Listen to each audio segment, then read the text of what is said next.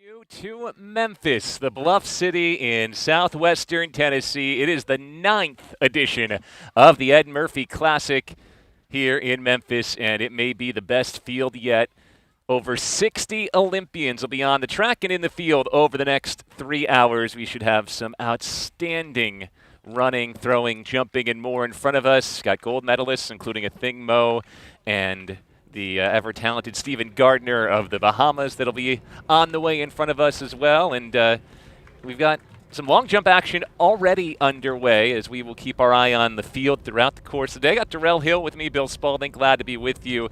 This event, though, it started yesterday. It started on the famous Beale Street in front of Alfred's with the pole vault. It was a heck of an event there last night, the men's and women's pole vault. And then everything else been running since earlier this morning with the javelin men's and women's competition, field events throughout the day, a pre-program that's already seen a world-leading time run in the men's 200 by University of Tennessee's Team R's McCallum as well. And like you said, the main event still to come, Jarrell, 60-plus athletes that have been in the Olympics ahead of us here, on top of some folks that are hunting for world championship spots this year.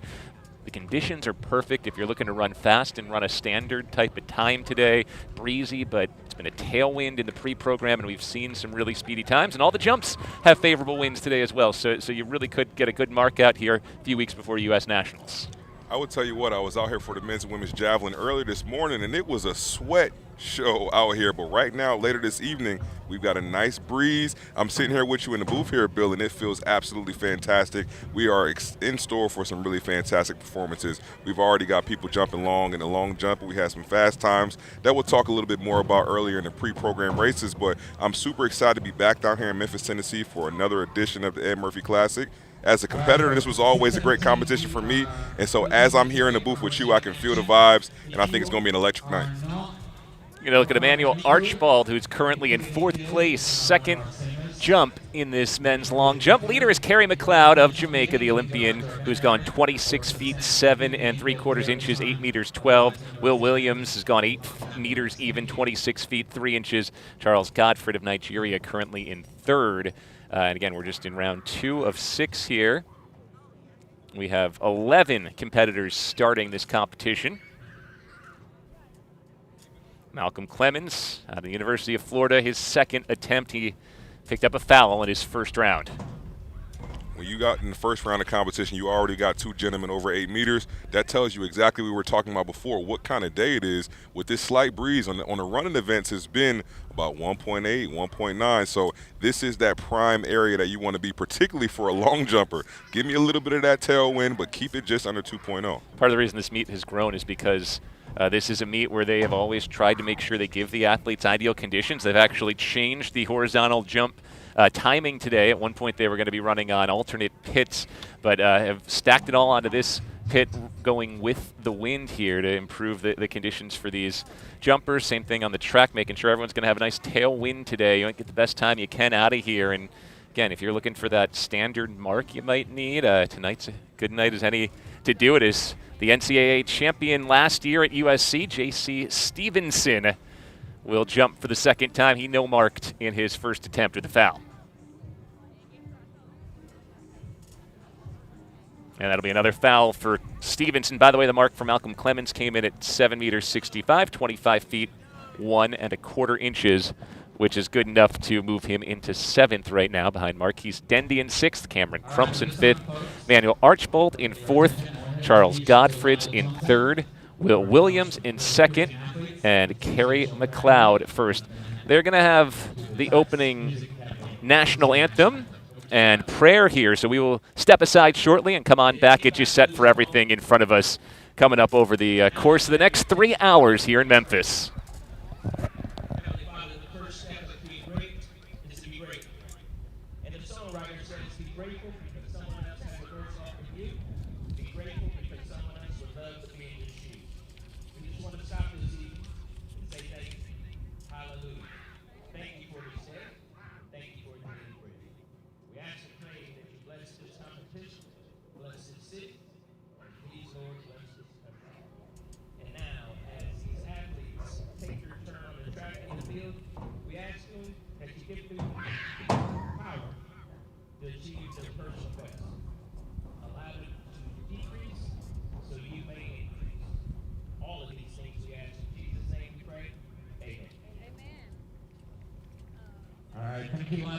I'm going to pass it over to the talented sex music company who belt out the national anthem for you. So over to you guys.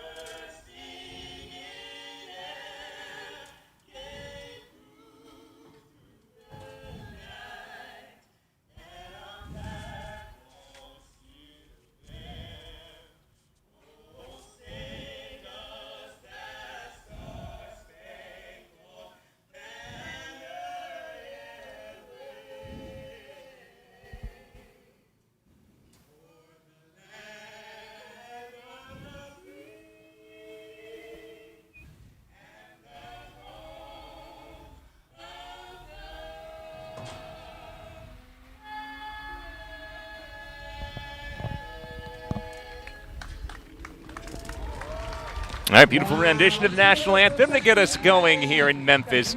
First event on the track in this main program comes up in about 8 minutes' time. It's the women's 200 meters, highlighted by Brittany Brown, the bronze medalist at the Paris Olympic Games, and Mackenzie Long, who turned 25 yesterday, ran speedy 100 earlier, looking to run a great 200 here today. Before we get there, though, as we continue to look on to the men's long jump, we're also going to look back to last night and that what has become famous scene here at the Murphy Classic, the Beale Street pole vault. It is an awesome event. I was down there yesterday. It's right in front of the famous restaurant Alfred's. They set it up right on Beale Street. You got folks who've planned to be there, other folks that were just walking along and end up stopping and watching. Great atmosphere. The DJ going all night long, and we had some pretty high-level pole vaulting as well, starting in the women's event, which was won by Chloe Timberg, the NCAA champion last year at Rutgers. You see right there on Beale Street, this was Gabby Hoke at 4 meters 33, a clearance to get up and over and solidify herself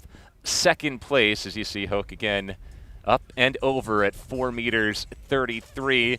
But the winner, Chloe Timberg, again, reigning NCAA champ last year, 4 meters 58 up and over and smoothly. Went for it at 4 meters 65, which would have been the meet record, and came up just a touch short, but was very smooth before that, Darrell. Yeah, she's done a really good job this competition. She kind of shocked some folks last year at the NCAA championships when she got the win, and obviously coming off of what she would probably consider a disappointing second-place finish at the NCAA championships, to get down here on Beale Street in front of all these wonderful fans and get over 4:58 and grab the dub. I know she feels great about it. Yeah, as you'll see, the theme at the Murphy meet, every single winner gets to pop the champagne. In the men's event, which was after the sun went down, real party atmosphere, this is Hassan Ali of Saudi Arabia, who had one of the best nights of his entire pole vaulting career, clearing 5 meters 72, and it was good enough to move him into second. But the winner was Nate Rickards, who had fewer misses on his way to 5 meters 72, and Rickards is the winner on Beale Street. If you can look at the screen here, you can see the lights have starting to go down and Beale Street is starting to become more alive, and I think that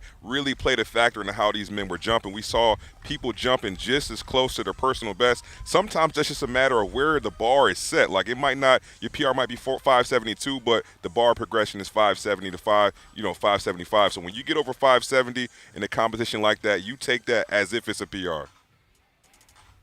And I was saying, Ali, 5 meters 72 was the Saudi national record. Again, good enough for second, but it was Rickards with those fewer early misses, and that's why it's so important to hit those early marks and early heights, and enough for him to pop the bottle and look like a real pro doing it as well here. Good spray into the crowd And we'll see if anyone can beat Trip Pippery from last year, who finished the whole bottle after winning the men's shot put. But heck of a celebration for Rickards. Good way to get us started as we look at Jerry and Lawson in the men's long jump. This is live. Lawson's second attempt.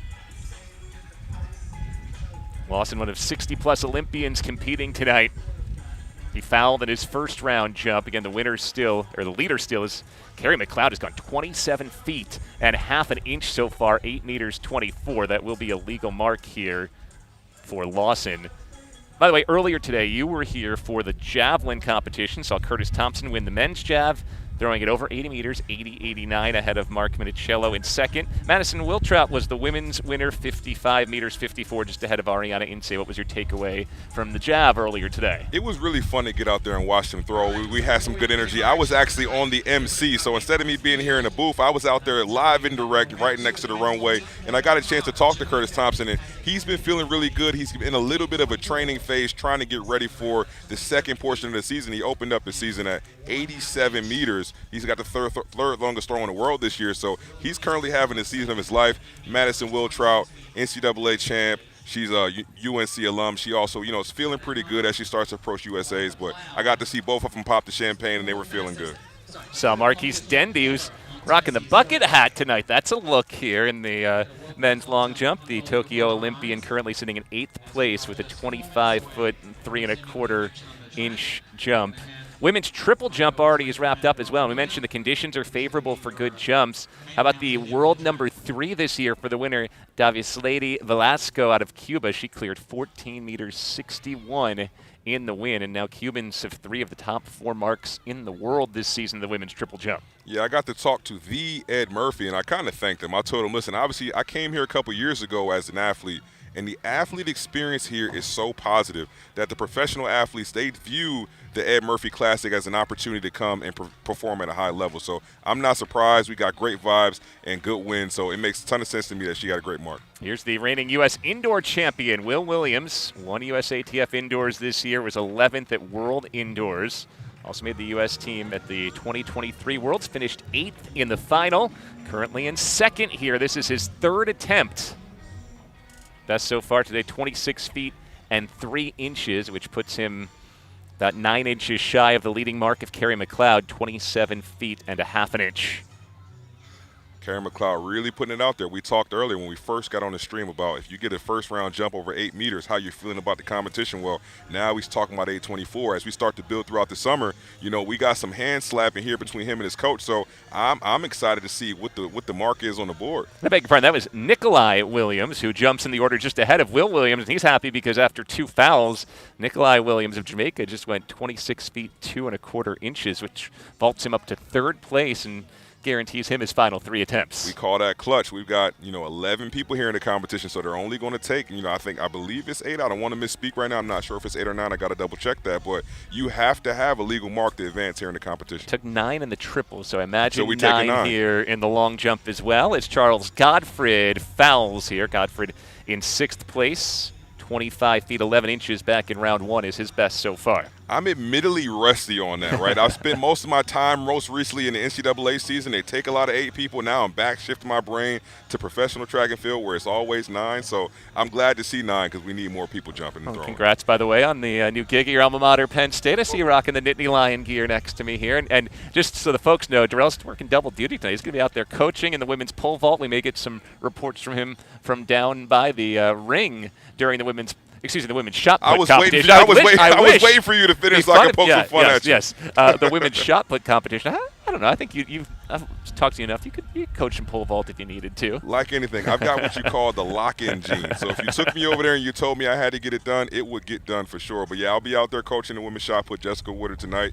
Our training's been going really well, and we've got an electric competition here with a bunch of great women in the field that we talk a lot more about later, but it is going to be a fantastic day for throwing for sure. Emmanuel Archibald with a strong leap there. The native of Guyana is currently in 7th place. You got some big names today. You mentioned Goodfield in the women's shot put. Men's shot put, almost everybody, it feels like, had a personal best last week at Prefontaine Classic. So you got a bunch of guys coming here feeling great, coming off the best throws of their lives only a week ago. On the track, we mentioned Brittany Brown coming up in the women's 200, one of 60-plus Olympians. A thing, Mo Nikolaev running in the 800 meters coming up, the Tokyo Olympic champion. Also Stephen Gardner, the Tokyo champ in the 400 meters, who's on his way back after injuries derailed his season before the Olympics last year. And that's just to name a couple of the athletes. Every race feels like you got an Olympic or world medalist, at least one, over the course of the competition. So it's going to be a great day, starting with the women's 200 meters, which is coming up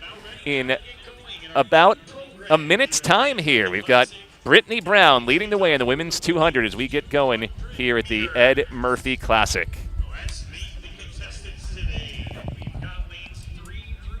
All right, let's run you through the field here in the women's 200 as they are lined up and ready to go. From the outside in lane number 9, it's Jessica Gabay, the 26-year-old out of Philadelphia, who competes for Côte d'Ivoire. Her best is 22:36, the African athletics champion last year. In lane 8, it's Mackenzie Long. 25th birthday was yesterday. She was an Olympic finalist in Paris, finishing 7th, NCAA champ in the 100 and 200 last year. And mentioned folks running fast today, as you see Gabay there and then Long. How about Mackenzie Long? About an hour and a half ago in the 100 meters in the pre-program, she ran 10:89. It was a helping wind of 3.7 meters per second, but still showing that she is in great form.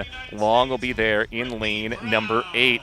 Next, there in lane number 7, it is Favor Ophelia, the 22-year-old out of Nigeria. She finished 6th at the Paris Olympic Games. In lane 6, Brittany Brown, the 30-year-old bronze medalist at the Paris Olympics. She's run 21:90 in her career. Deja Stevens runs out of lane number 5, the 30-year-old Rio Olympian, where she was 7th and a past NCAA champ at Oregon. Jaden Mays is in lane number 4, the NCAA runner-up indoors this year, running at Oregon. And on the inside, lane 3, Cambria Sturgis, 26 years old, out of Kannapolis, North Carolina. Winner this year at the Atlanta City Games, and 3 years back, the NCAA champion in the 100 at NC&T. Bill, this is going to be fast. This is going to be fast. We got my Olympic teammate, Deja Stevens, here. Mackenzie Long, we talk about what she looked like in 100 meters. Setting the tone early in the competition. The weather is, I know we keep talking about it, but it is beautiful out here right now in Memphis, Tennessee. No humidity, slight breeze. I can't wait to see what the clock says. The biggest question is going to be, will the wind be legal here? It's been sitting between about 1.5 meters per second and 2.5 meters per second all throughout the pre-program.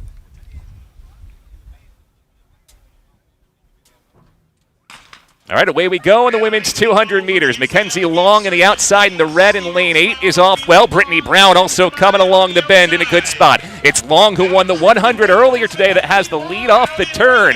Mackenzie Long still in front. Now inside of her Favor Ophelia's coming hard. Ophelia and Long with Brown fighting for a spot as well. Look at Long surge at the end and take it just ahead of Favor Ophelia. Those two battled over the final 100 meters there. We saw them come off the turn. You saw Mackenzie Long, that 100-meter start really showed up. And in Favor of Ophelia, as we come down 150, start approaching the backstretch of the 200 meters, she comes and presses her up on the side, but you see Mackenzie Long finish strong. What is the time? What is the time? 21:93 is the official time here for Long, who was pushed by Ophelia the whole way. That is the number 2 time in the world this year, behind just Julian Alfred. Right on schedule. I talked to you before about the athlete experience, how they feel about this competition. I don't like to talk ahead, but obviously a lot of these athletes who are here, particularly the American athletes, are thinking about the U.S. championships and what they've got to do to make the team to go to Tokyo. And you start to see the NCAA champion, what type of special season she had last year, and how now as a professional, how she can start to make her way towards making another team. Wind legal time of 1.2 meters per second for Long. That 21:93 good for world number 2. Favor Ophelia at 22 flat in second. That's now the 6th fastest time in the world this year. And Brittany Brown, who's been slowly cranking up into this season as she tries to peak by the U.S. Nationals in about 3 weeks, runs into 3rd at 22:17. That's a top 15 time in the world so far. So Long ahead of Ophelia and Brown, then Jaden Mays, 22:31. Very good time for her on a very favorable day for fast times. We should see that throughout the course of this program, as we've got another 2.5 hours of great track and field coming your way. Men's long jump continuing. Here's the leader, Kerry McLeod, his third jump of the day, and it is a foul. So he'll stay ahead at 27 feet and half an inch. And hey, after that world number 2 time of the year, Mackenzie Long, she has stopped by with our Serenity Douglas.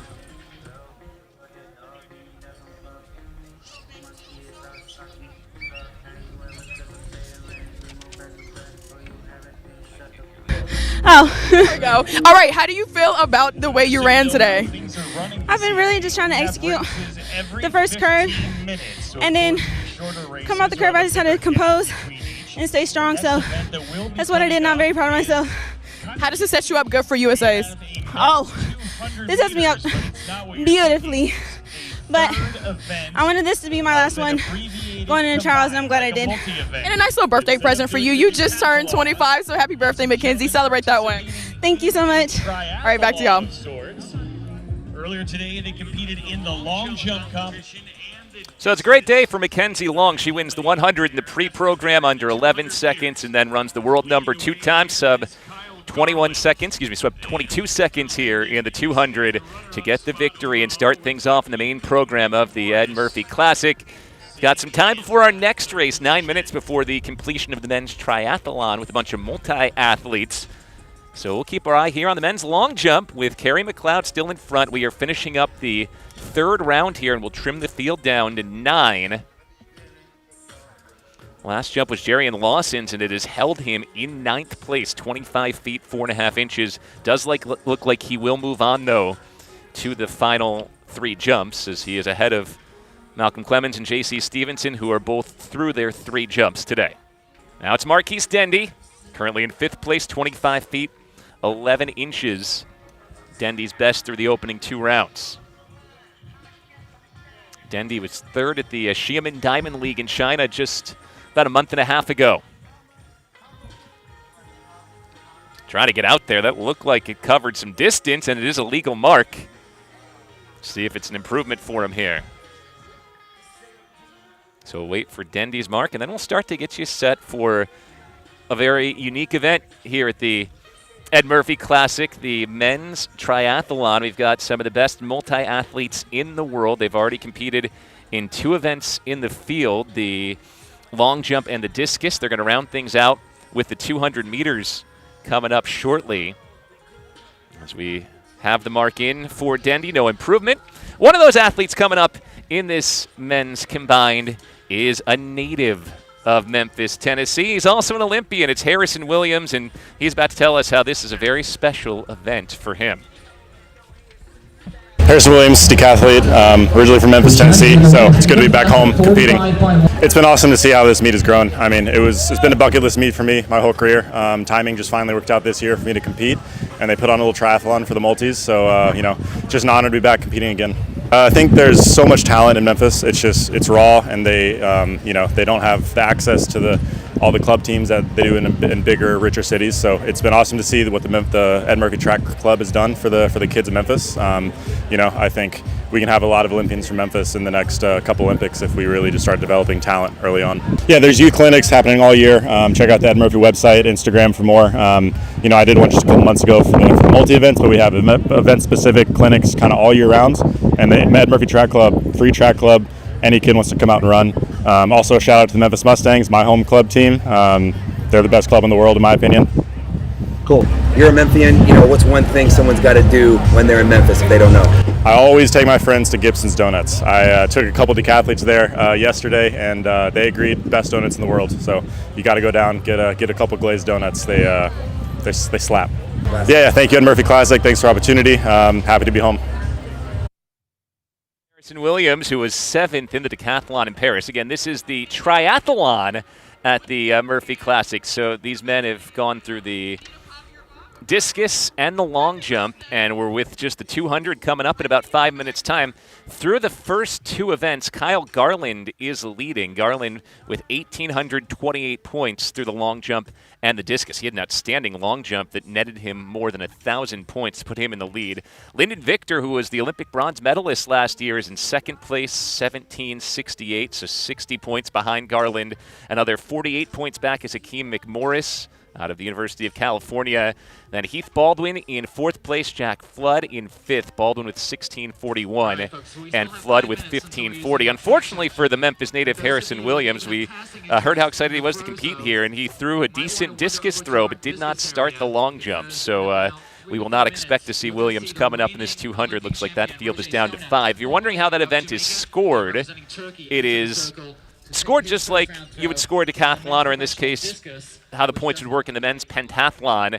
You take those same values, so the long jump meter distance, same value you'd get in a decathlon, and you're just going to add the 3 scores together. So Garland, the leader right now, and nursing a 60-point lead. Let's look at what we've seen so far today. Earlier on, it was Jack Flood. There was Harrison Williams. Again, they got things started with the discus throw. And there is your current leader, Kyle Garland. After the discus, they moved to the long jump, and there's Jack Flood, who was an NCAA Division III champion at Cortland State. His long jump best was 7 meters 01. Kyle Garland with an outstanding long jump. This is why Garland is where he is in the competition. How about 1,022 points from a 7 meter 85 jump for Garland, the former Georgia Bulldog and NCAA champion back in 2023 in the heptathlon. You saw his long jump. Here's his discus throw. Out near 47 meters, 46.89. That got him 806 points. Lyndon Victor had the best discus throw of 50 meters 31, which is what has moved him up into second place, only 60 points behind. You know, looking at what 60 points equates to here, in the 200, 60 points is about 0.6 seconds. So as long as Garland can stay 0.6 seconds or less ahead of Lyndon Victor, then he is comfortably in control. Victor will need to win by more than 0.6 seconds in this 200 to overtake Garland for the triathlon championship here in the men's combined event 200 meters, which is coming your way in about 4 minutes' time. While we have a few minutes, we'll quickly update you on what else is going on right now in the field. We mentioned the 3 rounds of the men's long jump with Kerry McLeod in front. Men's discus also throwing out behind us, and just underway in the competition. Men's discus, Mitch Weber is the early leader, 63 meters 10 or 207 feet out ahead of Andrew Evans and Jakob Akuye. Olympians Reggie Jager and Alex Rose, along with the Olympic champion Rohe Stona, have yet to throw. So it's another one of the Olympic champions that is here in this men's discus. Stona, Paris Olympic champion. Another highlight at this meet, which has locked up a number of Olympic champions, Olympic medalists galore, and over 60 Olympians competing tonight on the track and in the field. That includes in this men's combined, mentioned Harrison Williams, an Olympian. Kyle Garland, hoping to be an Olympian. He's competed at the World Championships. Heath Baldwin was at the Olympics last year. Lyndon Victor was the bronze medalist at the Olympics last year, and that is why you have a pretty high-powered group here in this men's combined. Looking at Hakeem McMorris right now. He was second in the heptathlon at USATF Indoors. There's Baldwin, who had a dominant Olympic trials last year to qualify a spot and get himself to Paris. 8,625 points to win the Olympic trials last year.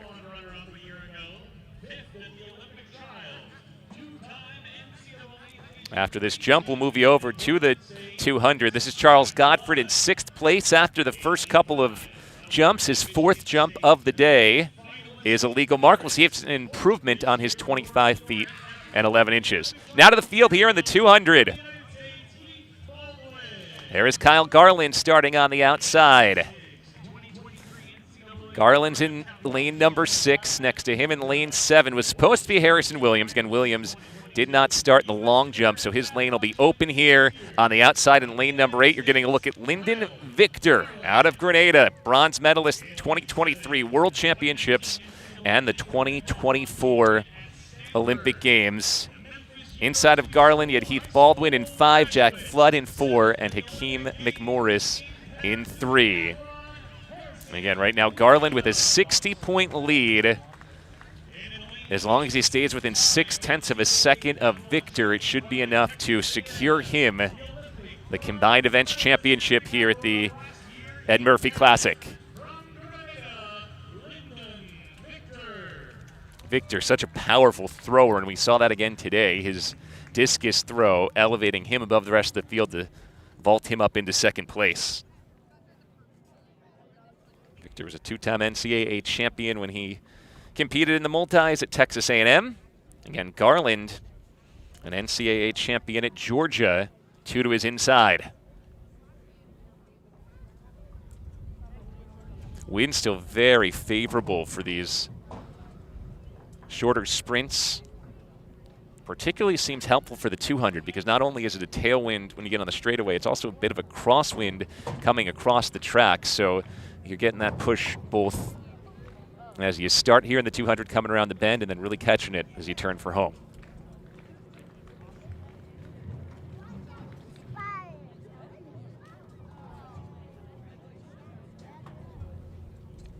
Looks like trying to sort out a quick issue with the starting gun. Again, we'll run you through the lane assignments here. McMorris in 3, Flood in 4, Baldwin in 5, Garland in 6, and Victor in 8. Harrison Williams is a scratch in lane 7.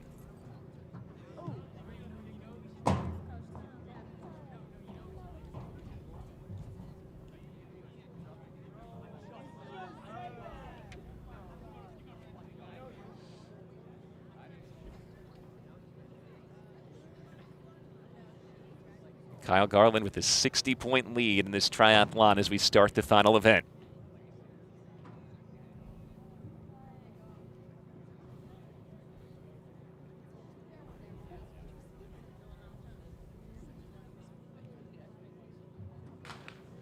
It's a clean start here.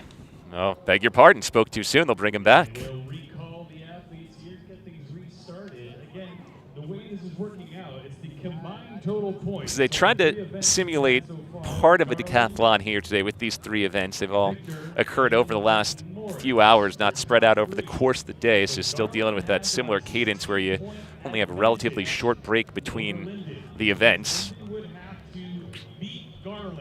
And most of these American athletes will be competing in the decathlon in about 3 weeks' time. In fact, for the decathletes, 19 days until the USATF outdoor decathlon gets started on a Thursday in Eugene.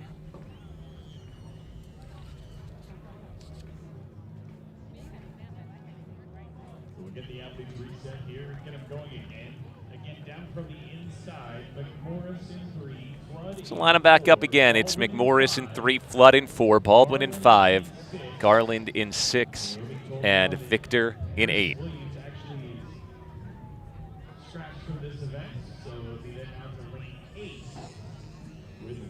Victor.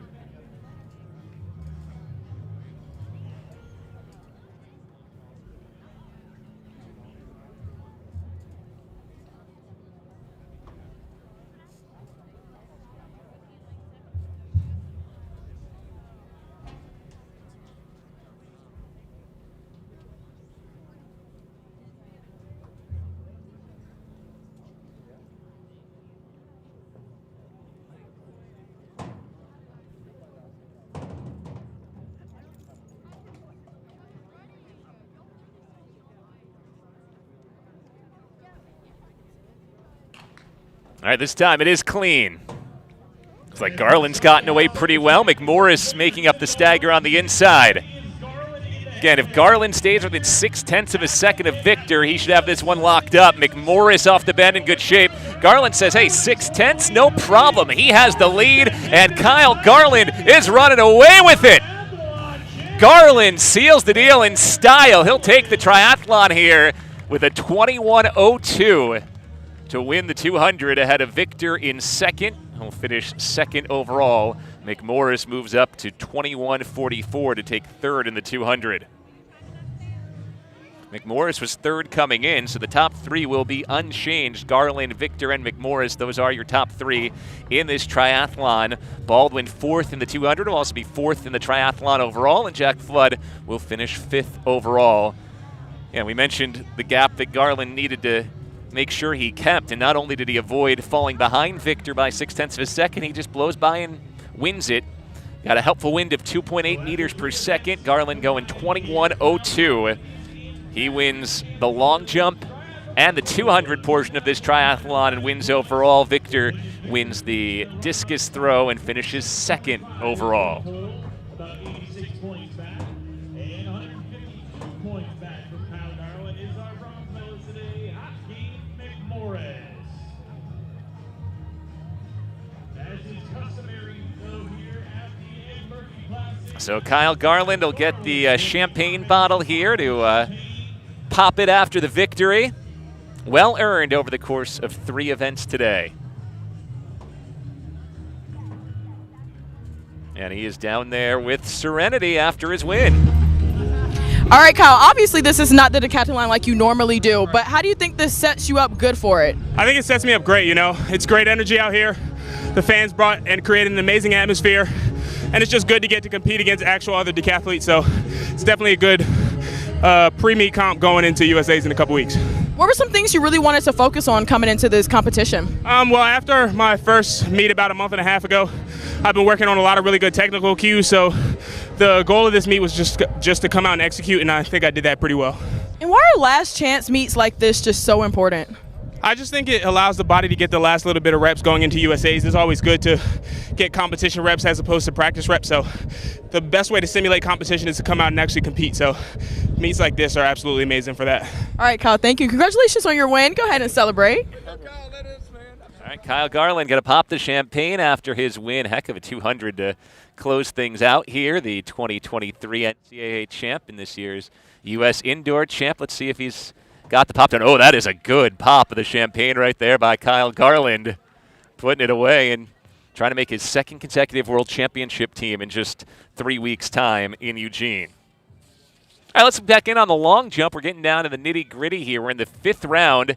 Kerry McLeod's second round 27-foot half-an-inch jump, 8 meters 24 is still the best. Jeremiah Davis has moved up to second. The American went 26 feet 7 1/4 inches. Will Williams is still third. A first-round jump of 8 meters even, or 26 feet and 3 inches has him there. But now Marquise Dendy's bumped him down a spot. That last one from Dendy, 26 feet 10 inches, 8 meters 18. Dendy up into second ahead of Davis and behind McLeod. Nikolai Williams will jump next. Williams currently in 6th place. This is his 5th round attempt, 26 feet 2 1/4 inches so far.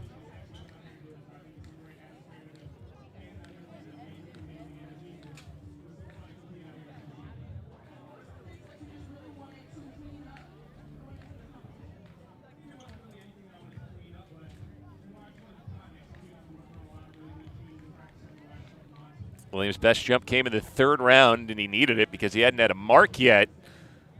And now his 3rd consecutive legal mark. See if he can improve on 7 meters 98 or 26 feet 2 1/4 inches.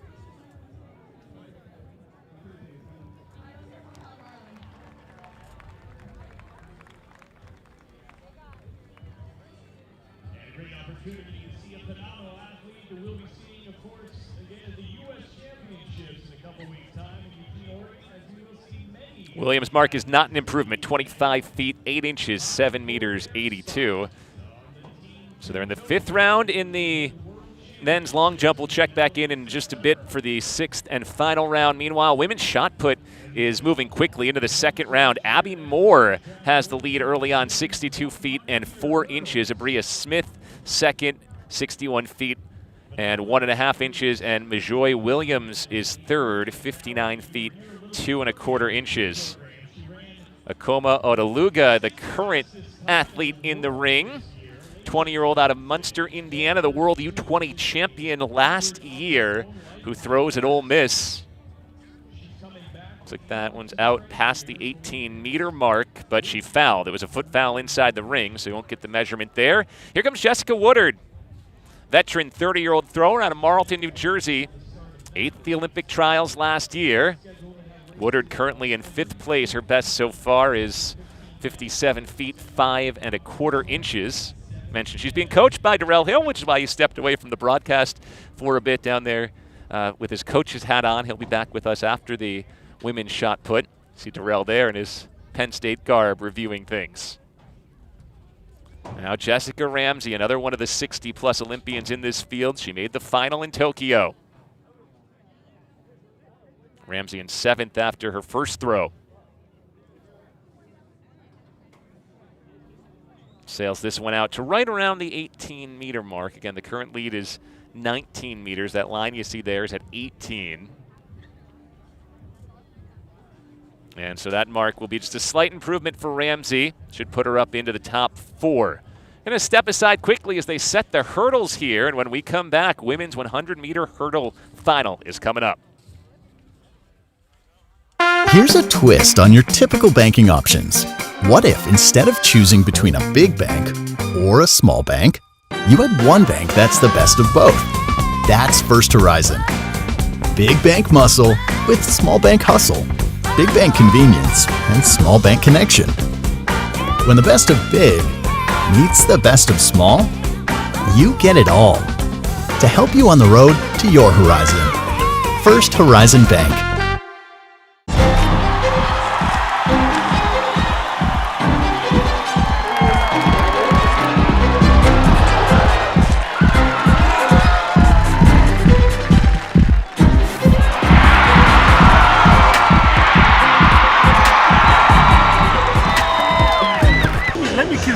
Right now.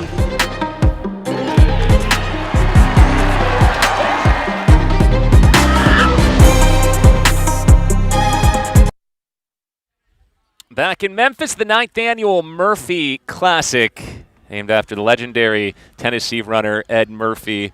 And now the Murphy Track Club does so much good for the youth here in Memphis. All the proceeds from this event go to their youth sport programs from the Memphis Track Club. Checking in on the women's shot put before we get to the women's 100 hurdles. Here's the current leader, Abby Moore. This is Moore's 3rd round throw. And it's another long one. She has hit 19 meters even so far, 62 feet 4 inches. A foot foul here for Moore, the 27-year-old who has already set a new personal best. That 19-meter throw smashed her previous personal best. Peaking at the right time, the Oklahoma grad. Abria Smith will throw next. The 23-year-old was the NCAA runner-up and Big Ten champ at Illinois this year, throwing 18 meters 85 at NCAA Outdoors. Her best today, 18 meters 75 or 61 feet 6 1/4 inches, and that's another deep one. That could be a new lead.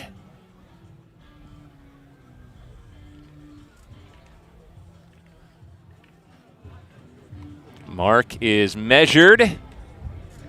As we wait for it to pop up, it is 18 meters 40, so short of that 19-meter line. No improvement, and she remains in 2nd place. Nakoma Otaluga out to throw again. Throwing an Ole Miss just down the road here from Memphis, just a bit to our south in Oxford, and this unlikely to be a major improvement for Otaluga, who's currently in 7th place with a 55-foot 3-inch throw. Let's get you back to the track now. Women's 100-meter hurdles. You know, we have talked a bit about how it's that time of season where you're really trying to get primed and ready for USATF Outdoors if you're one of those American athletes hoping to make a world championship team. And a lot of these hurdlers have used today as a way to simulate what they'll see in Eugene when you're on a semifinal and a final on the same day, because the majority of these women ran in the pre-program 100 hurdles about 2 hours ago. Alicia Johnson has already run 12:32 today with a legal win. Christina Clemens, Gabby Cunningham, and Destiny Huven all ran sub 12:60 in the pre-program as well, and they're back out here a couple hours later now for the main event, and a good way to test your body and see where you're at 3 weeks away from that day where you got to be at your best if you want to make a world championship team. Mentioned Johnson, the Paris Olympian, who was 7th in the final. She highlights this field running in lane number 5. But let's run you through from the inside out. And we'll start in lane number 1 with Destiny Huven, who was an NCAA finalist at Arkansas this year. Already set a personal best with her mark in the pre-program earlier today. In lane number 2, it's Gabby Cunningham, Tokyo Olympian. She was a finalist there. She finished 7th in Tokyo, semi-finalist at Olympic trials last year.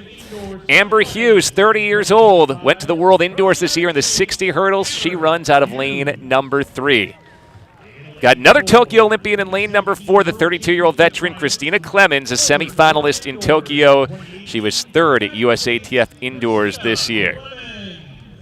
Next to Clemens is Johnson, who won the pre-program running 12:32, 6th fastest time in the world so far this year for Johnson, and only 100th of a second off her personal best coming in. Johnson, a finalist in Paris and the USATF Indoor champ a couple of years ago. In lane number 6, out of Ecuador, the 27-year-old South American record holder and Paris Olympian Maribel Caicedo. Lane number 7, Tokyo Olympic semifinalist, 29-year-old Jamaican Yannick Thompson. In lane number 8, wearing the colors of Howard University, the 23-year-old from London, Marcia Say, who was the NCAA runner-up in the 100 hurdles and was the MEAC champ in the 100 and runner-up in the 100 flat, MEAC champ in the 100 hurdles. And rounding things out, Ghana's Yvonne Britton, the 33-year-old, who ran her personal best of 12:78 earlier this season. So again, from the inside out, it's Huven, Cunningham, Hughes, Clemens, Johnson, Caicedo, Thompson, Say, and Britton.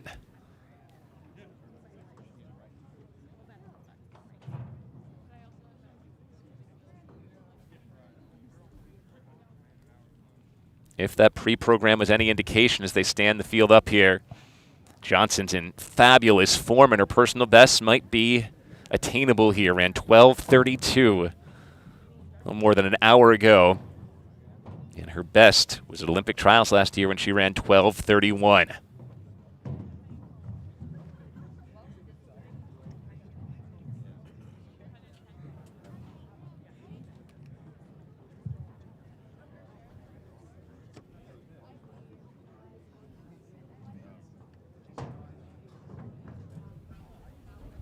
Johnson will likely be pushed by Clemens to her inside. Caicedo just to her outside.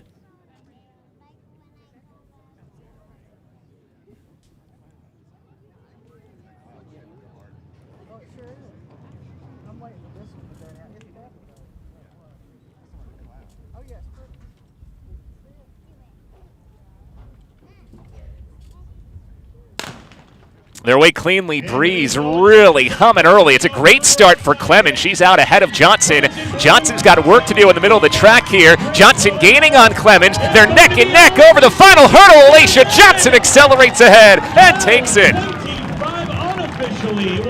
12:25 on the clock. We'll wait for the wind and see whether or not that's a new personal best for Johnson. Oh, it is 2.1 meters per second, so 1/10 on the wrong side of legal. Will not be a new personal best, but 12:27, a heck of a time for Johnson, who is in cracking form today with the win in both of her races. Clemens 12:39, Huven 12:45 for 3rd.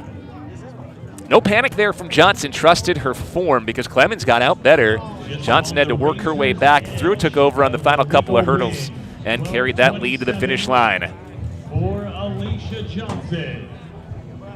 So again, that win 2.1 meters per second, so just a touch past legal.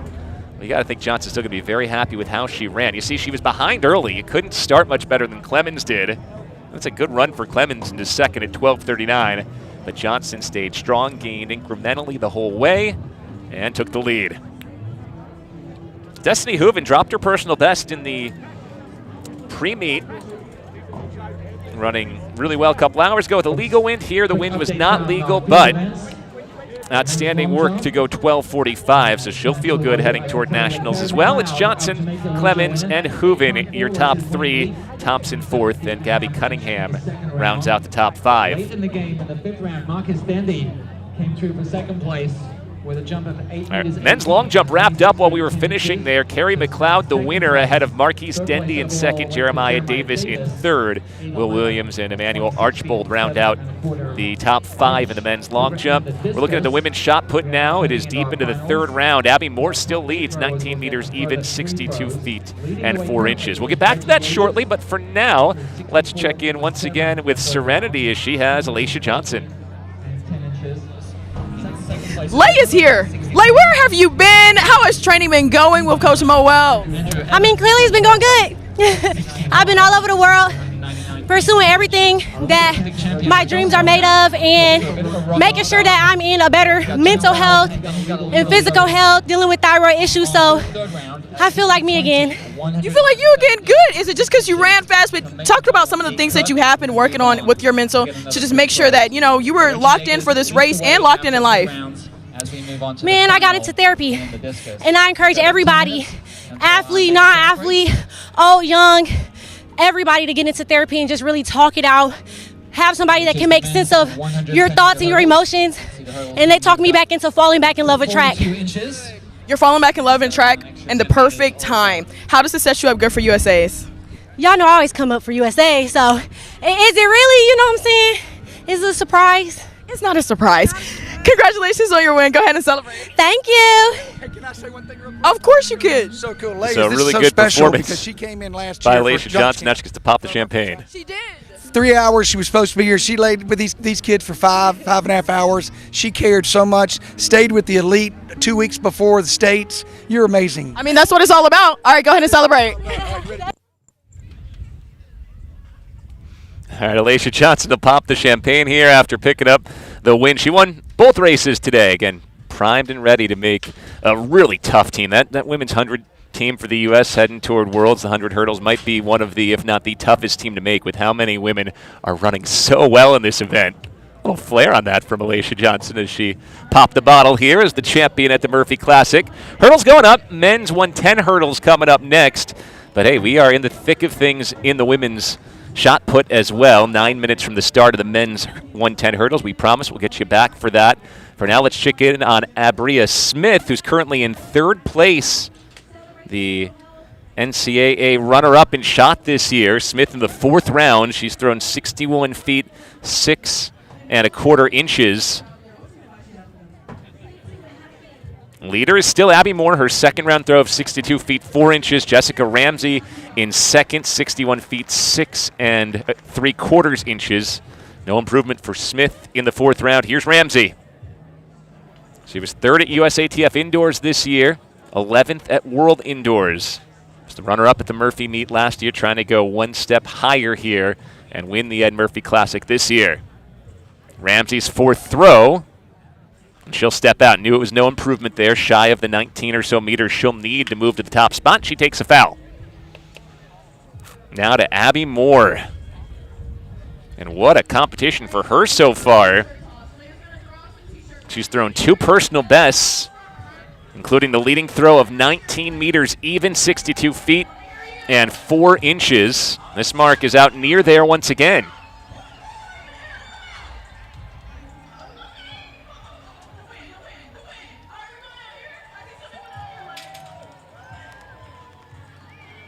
See Alicia Johnson throwing some T-shirts to the crowd. Definitely knows how to play to the crowd. We got a good crowd tonight. Stands are full here at the Billy Murphy track on the campus of the University of Memphis. No improvement for Moore, but it was a third throw that was over her previous personal best, 18.64 this time around, 61 feet, 2 inches. So she's having the best series of her life as we head to the fifth round. Nakoma Odaluga to throw in fifth place, entering this round, and a foul. All right, track and field fans. So we have 7 minutes until our next race, which is the men's 110 meter hurdles.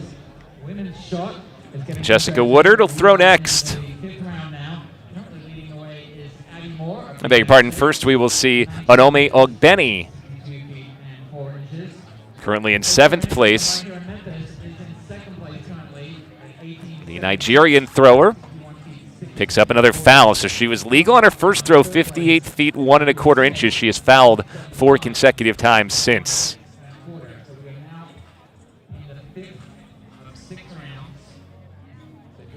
Now it's Woodard who will throw here for her 5th round. Her best throw came last round, 58 feet 10 3/4 inches. And that's another legal mark, and that looked like it may have gotten out past the 18-meter mark, so it could be another improvement for Woodard as the veteran thrower tries to climb her way up the rankings. Oklahoma alum, where she was an NCAA runner-up and Big 12 champ in the shot put. And it is no improvement for Woodard, 17 meters 90, 58 feet 8 3/4 inches. Now MyJoy Williams will throw, currently in 4th place. Best of 59 feet 2 3/4 inches. Does not look like it'll be an improvement. She'll take the foot foul, knowing that one came up short. Gets us back to our top 3, starting with Abria Smith.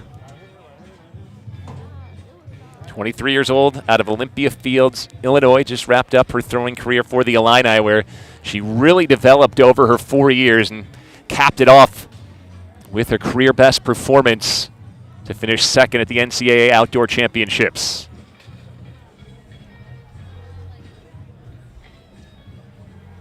World leader is American Chase Jackson. She's thrown out 20 meters 95 this year, nearly the 21-meter mark, and will be the favorite when the top women all get together in Eugene in less than 3 weeks' time.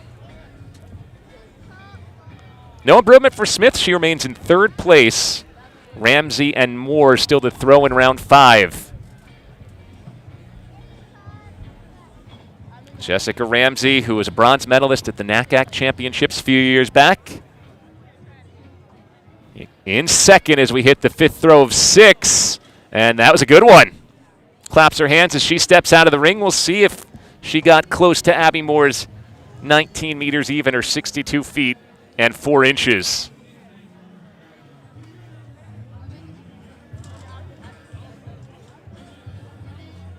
$18.57, no improvement for Ramsey, 60 feet 11 1/4 inches, which means at round 5, Abby Moore is still on top. She's already thrown 3 throws out past her previous personal best today, and she fouls in round 5. Not going a little too quickly there and stepped out. Will send us to the 6th and final round.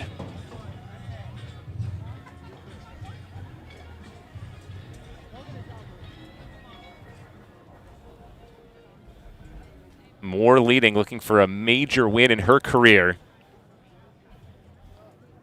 Each of the 7 athletes with their final throws to come. This is Akoma Otaluga, 20 years old, throwing at Ole Miss, again, World U20 champion. She couldn't hold her balance there. She fouls on her final throw, and she'll finish no better than 5th. I'll bring you how that wraps up in just a bit, but we got to get back to the track because now it is time for the men's 110-meter hurdles. Like we said with the women who just ran the 100 hurdles, a lot of these men ran earlier today in the pre-event program so that they could simulate a semifinal and a final. Eric Edwards was the best there, running a wind legal 13:20. Jaqueline Scott ran a wind legal 13:37 for 2nd best in that preliminary round. Ty Brown will be in lane number 1, 25-year-old who ran at Arkansas and Kentucky. Lane number 2 belongs to Eric Edwards, mentioned his 13:20 earlier today. He was the semifinalist at Olympic trials last year. NCAA runner-up back in 2022, running at LSU.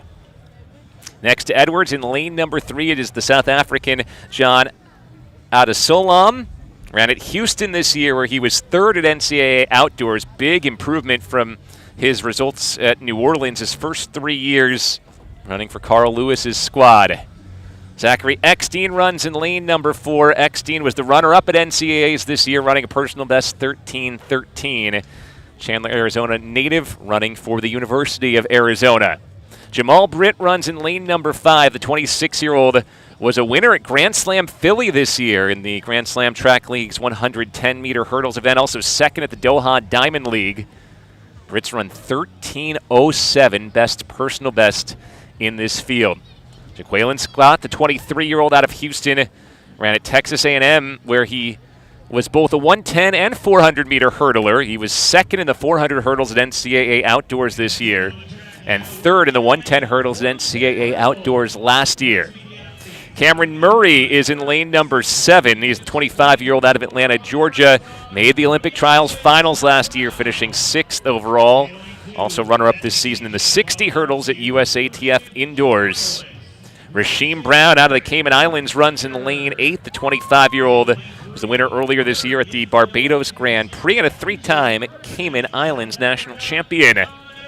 And in lane number 9, it's Max Hairston, a multiple-time Ivy League heptagonal champion running at Cornell, who will round out the field of 9. So again, from the inside out, Brown, Edwards, Adesola, Eckstein, Britt, Scott, Murray, Brown, and Hairston. Based off earlier today, you're going to want to have your eye on Edwards, who ran 13:20. Jamal Britt did not run in the pre-meet, so again, he's got the best resume, best personal best of everybody in this field. Keep your eye on the winner at the Grand Slam Track League Philadelphia event earlier this year. And again, in terms of form at the college level this year, definitely going to want to watch Zach Eckstein in lane number 4 and Jaqueline Scott in lane number 6.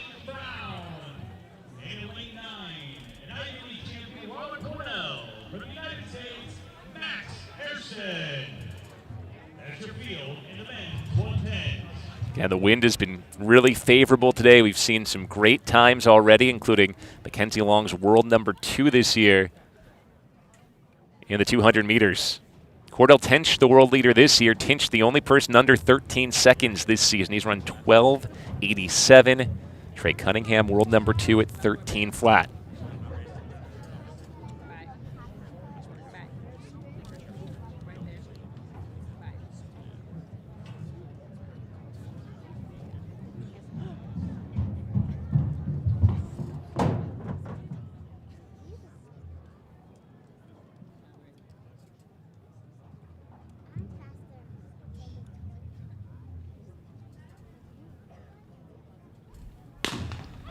Make it away well here.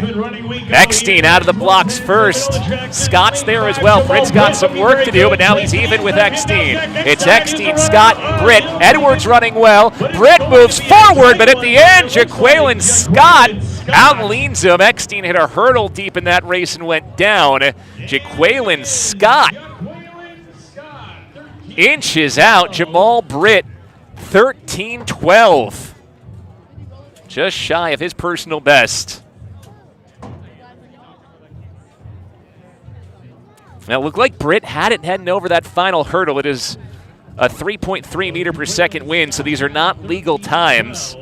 But Scott leaned better than Britt there at the end, and that made a big difference for Jaqueline Scott, who took it through the line to take down Britt, who finishes 2nd. Edwards finishes 3rd, and then Brown and Brown 4th and 5th. Zach Eckstein got away so well. He was leading through the midway point, but then hit a hurdle and went down. We'll get a look here. See, Eckstein was in great positioning in the white of Arizona, but hit a hurdle and then ran through the next one. Looked for a moment like Britt had it, and then Scott was just smoother through as Britt was a bit off balance on those final few strides.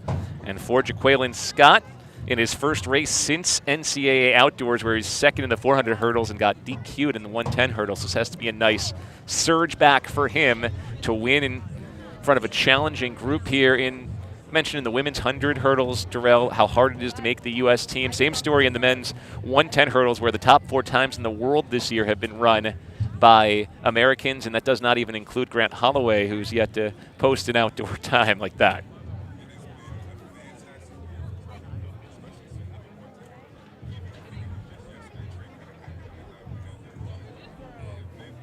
Okay, track and field fans. Men's discus is approaching the closing stages. We are at the 6th and final round.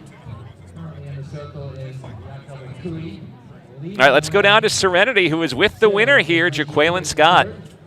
Courtesy of his 3rd round pro. 64.87. All right, big run, huge congratulations to you. But we got to talk about NCAAs. That one was a tough one for you. You got disqualified, but you came back in the 400 hurdles as well. But even putting that behind you and coming out here to a professional event, what was the mindset? I just want to show the world what I'm capable of. You know, I mean, it was unfortunate what happened, but I'm still blessed and highly favored. So I come out here and I do what I know how to do. And how does this raise your confidence now? It's just a stepping stone. I wouldn't say any confidence was raised because that's still not a PR, but it's close. But we still take one step at a time. Mechanically, what were you trying to work on out here? Just getting my feet down. You got to go when you race against Jamal and Eric and them. You got to go. They're not going to play with you. So just get your feet down and just run in between the hurdles. And what made you want to run in the earlier round as well? Just because I haven't ran since like 3 weeks, and I didn't do too hot then, so I knew I had to come around here and turn it around. So I knew the competition would make me do that. You want to try to do the 400 hurdles and the 110s at USA's? Man, that's a good question, but you know how A&M say, talk soon. Talk soon. Talk soon. All right, congratulations. Go ahead and celebrate. Win for Jaqueline Scott. And he'll pop the champagne here as he edged out Jamal Britt. 13-12 for the NCAA runner-up in the 400 hurdles.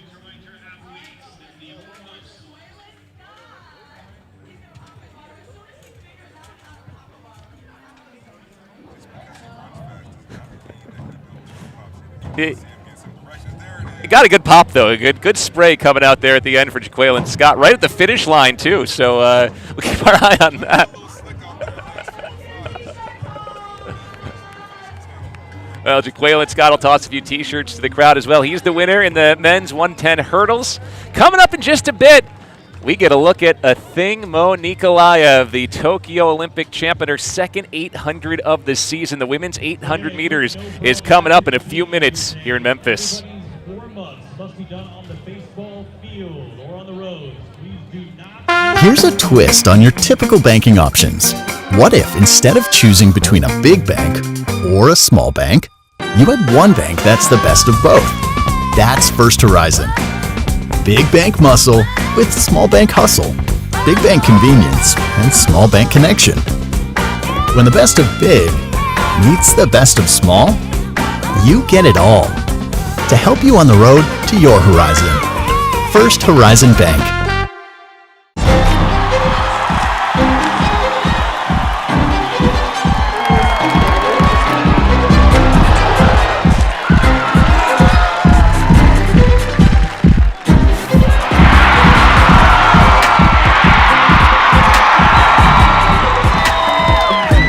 Let me kiss this track right now.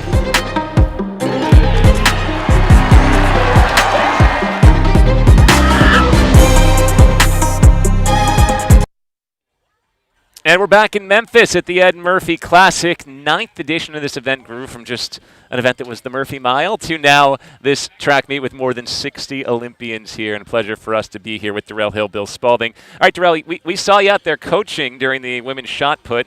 Tell us what you saw up close and personal. Abby Moore with a personal best throw of 19 meters even, 62 feet, 4 inches, gets the win ahead of Jessica Ramsey, and then Abria Smith rounds it out in third.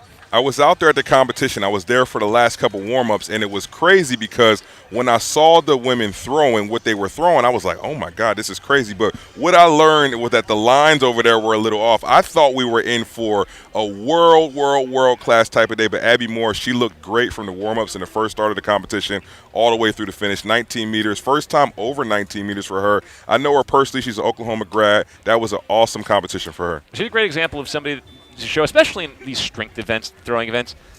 You don't have to be a college superstar necessarily, because you look at her college resume, it is not full of national championships and conference championships, but she's continued to get incrementally better almost every competition, every month it seems like, and as you know, it's a sport where you hit your peak much later than some other events that we see out here. There's a term going around called trackflation, and it seems to have also hit the field. The field events have really been taken off, particularly at the NCAA level with a lot of the younger kids and high school levels as well, but you still see that it takes time to really get that development, and if you can stay in the sport until you're 27, 28, 29, 30 and beyond, you really can start to see what your body is physically capable of, and Abby Moore Kara and Jessica Ramsey, coming back after having a baby. They're both examples of, staying the course and true discipline. And Jessica Ramsey took second, and the NCAA runner-up, Abria Smith, finished in third. There's a couple events going on in the field right now. Men's discus, Reggie Yeagers still has the lead ahead of the Olympic champion Rohe Stona and Mitch Weber, and the women's long jump is just getting underway. They're in the very early stages. Only 6 women have jumped so far. Jasmine Akins has the early lead, 21 feet and 3/4 of an inch ahead of Kayla Woods and Ainsley McElhaney. This is Tyra Gittens, the 2021 Olympian and former multi-superstar at Texas A&M. And it'll be a legal mark to start the competition up for Gittens as well. Chantel Malone, an Olympian from the British Virgin Islands in this field. Ruth Usoro, who is jumping for the first time since the Olympic Games in Paris, picked up a foul in her first attempt, but another athlete we're excited to see because we have not seen her since the Paris Games. Yeah, that was one of the athletes I had on my list when I was coming here. I was like, what kind of shape is Ruth Osoro in, right? Like, first competition since the Olympics. When you're from a different country, you're not from the U.S., right? They're not getting ready for the U.S. Championships. They're on a little bit of a different timeline, but when you see somebody in that first competition after a block of training, is she about to come out here and light the world ablaze? We've been talking a lot about Tara Davis and Malek Mahambo and women like that, but Ruth Osoro might have something to say. I'm excited to see what she's got. Here's Chantel Malone, Tokyo Olympian, made the finals and finished 12th representing the British Virgin Islands, and she starts with a legal mark. It's a good point you make because it is a late World Championships this year, mid-September in Tokyo. So if you did not have to get yourself primed and ready for U.S. Nationals, which also are later than normal in late July, early August, you could just be starting your season now if your whole focus is on those Worlds in September. Part of the reason they're in September, it is hot and humid in Tokyo, as we saw in 2021 during the Olympic Games. Hopefully be a little less hot and humid in September. But it's delayed the outdoor season a bit. It's why this meet is before U.S. Nationals this year instead of after it like it has been in some recent years. No, it is a really good way to think about it. And there's some athletes who are competing who have buys, who've won the last World Championship or won the Diamond League, who have an automatic bid, who are pacing their season just a little bit differently. So you've got a mix of all types of people at different stages of their seasons and career. We got Abby Moore doing the court pop here, celebrating that 19-meter throw in the win in true thrower fashion. I got to tell you, the shot putters know how to do the champagne celebration. Last year it was Trip Pippery, who we'll see later on, drinking the entire bottle after he gave us a pretty big pop, and that's maybe the best pop and chug we've seen so far today coming from Abby Moore there. I think, like I was talking about with the pole vault last night, once the lights start getting low, I feel like those pops are going to start getting a lot louder, and we're going to, have a little bit more of that being drank as we start to have some more celebrations. Here's Kayla Woods, currently in second place, just behind Jasmine Akins. In fact, tied for first place. They both jumped an identical 6 meters 42, 21 feet, and 3/4 of an inch in their first round. Got a white flag here. All right, we'll get you ready next on the track because this is one of our highlight events here, the women's 800 meters. We'll run you through the whole field. We'll start with Nia Akins on the inside. Akins, 27 years old, out of San Diego, Paris Olympian, won Olympic trials last year. She's won 4 U.S. championships. Next to her, Kate Mitchell, the 25-year-old former Boston College runner, still an assistant coach at Boston College. Veronica Hargrave wears hip number 3, freshman at Indiana this year, Big Ten runner-up in her freshman season.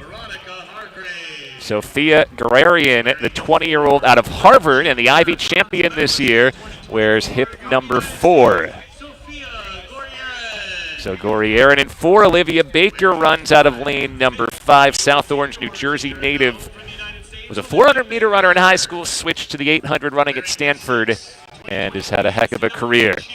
Michaela Rose, inside of her, 22 years old, the SEC champion in the 800 indoors and out, 4th at NCAA Outdoors this year at LSU. Wearing hip number 7, it is McKenna Keegan. And hey, let's talk about hip number 8. It is the 23-year-old Athing Mo Nikolaev, the American record holder, the Tokyo Olympic champ, the 2022 world champion. But coming off her first 800 in about a year where she ran 2:03.44, said it was just getting back to racing. She's a week later, back to racing. We'll see what she has in store for us as we watch her out of hip number 8. Shafiqua Maloney next to her, the 26-year-old from St. Vincent, Tokyo Olympian who's run sub 158. Paris Olympian as well. She finished 4th in Paris. The former U.S. record holder, 31-year-old Ajay Wilson, wears hip number 10. Rio and Tokyo Olympian semifinalists both times. Penn State Nittany Lion, Rachel Gearing, an indoor Big Ten champion, wears hip number 11 to round out the field. And Taya Shelby will run the first 400 meters to try and pace this group to a fast time. I think talked a lot after her last race. She said, I'm so glad that I'm not really beat up about the way this race went. I'm just getting my season started, so looking to see her take another step forward here in Memphis. Away we go. Again, it's been a crazy last year for Monique Alive. She's talked about the mix of emotions, the disappointment of Olympic trials last year with the fall in the final. But in the last year, she's also gotten married. She's in a great place there. Ran a lot of longer distance events earlier this season. And then that first 800 in almost a year run at the Prefontaine Classic last year. She ran in the back of the pack most of that race. Good to see her running right out in front along with the 4th place finisher in Paris last year, Shafiqua Maloney, who has the lead behind the pacer here. That was exactly what I was looking to see, how she went about the first half of this race. Like you mentioned, at Prefontaine, she went straight to the back. She goes back home with her coach. Now she's out in the front looking to take control of this race early on. So it is Maloney, Mo, Wilson, your top 3, and then Aikens moving her way up behind them. See how fast these women have gone out here as we hit the 400-meter mark, right around 56.5 seconds, right on pace for where they were supposed to be. The pacer has stepped off, and it is Maloney in the lead. Mo still there, sitting in 2nd. Wilson just to her outside. Aikens is there as well. Maloney separating, and Mo Nikolaev hasn't been able to match it yet. Shafiqua Maloney, who was 5th the Prefontaine Classic, running 1:58.49 last week, has opened it up with 200 meters to go. She looks really good driving down this back straight. She was behind the pacer the whole time, and almost like the race was set up just for her. She looks strong coming off this curve, but you see Ajay and I think starting to make a move here. We'll see if they can close the gap as they come down the last 100 meters. So Maloney leading as they make the turn here. Maloney still well in front. Wilson and Mo shoulder to shoulder. Baker behind her. Shafiqua Maloney and Ajay Wilson pulling ahead 1-2. It is a dominant final lap for Shafiqua Maloney. Might have gone sub 1:58. Wilson takes 2nd. And a hard close for 3rd as Mo faded back a bit. 1:58.13 for Shafiqua Maloney. Wilson under 2 minutes, 1:59.53 for 2nd. And Rachel Gearing closed really strong to go 1:59.70 for 3rd. McKenna Keegan into 4th. Meet record for Maloney and also a Tennessee all-soil record. We keep track of that here at this meet. Fastest time ever in Tennessee run by Maloney. You know, for a thing Monique Nikolaev, it was a good first 400 running from the front. Didn't have that next gear yet, though, when Maloney picked up the pace. Mo Nikolaev ends up in 6th, 3 seconds faster than last week. I feel like there's a few different storylines here. If you want to talk about our thing, okay, so she started off strong, she got to the front, but she hasn't raced in a while, but she still dropped 3 seconds off of her season's best. So you always talk about when you get to the U.S. National Championship, it's going to be 3 rounds. She's going to be somebody that I think those rounds are really going to pay dividends for as she starts to build on. But how about Ajay Wilson? This has got to be one of her best times in a few years. She looked good, and obviously Rachel Gearing in third place. We are Penn State. Got to celebrate that. But it's Maloney who dominates, especially on the back half, and after the win, she gets to spend some time with Serenity. All right, Shafiqua, congratulations on your huge win. You went out in 56.5 if you didn't know. You were a woman on a mission. Was that your race strategy? You know, I'm a sprinter at heart, and so I always not going to go out. The thing is, no matter what the pace is on the 400, you can't panic. You just got to go with the rhythm, and I got to 400. I felt good. I just kept going with it. I mean, yeah, you set your own rhythm, and it was a tough field out here. You have Olympic champions, you have world champions. Did you try to make sure they didn't get in your head about that, and you just knew what you needed to do to execute? As an athlete, it's important to just come out here and run your race, and that's what I came out here and did. I can't worry about who else is in the race. I could only worry about me. That's what I came out here and did. And would you say you're happy with your win? What do you want to go back and fix? You're smiling. I was hoping to run 157, but you know it'll come in time. I wanted to run 157. You can't always know. You did absolutely fantastic, Shafiqua. Go ahead and celebrate. Appreciate it. Thank you very much.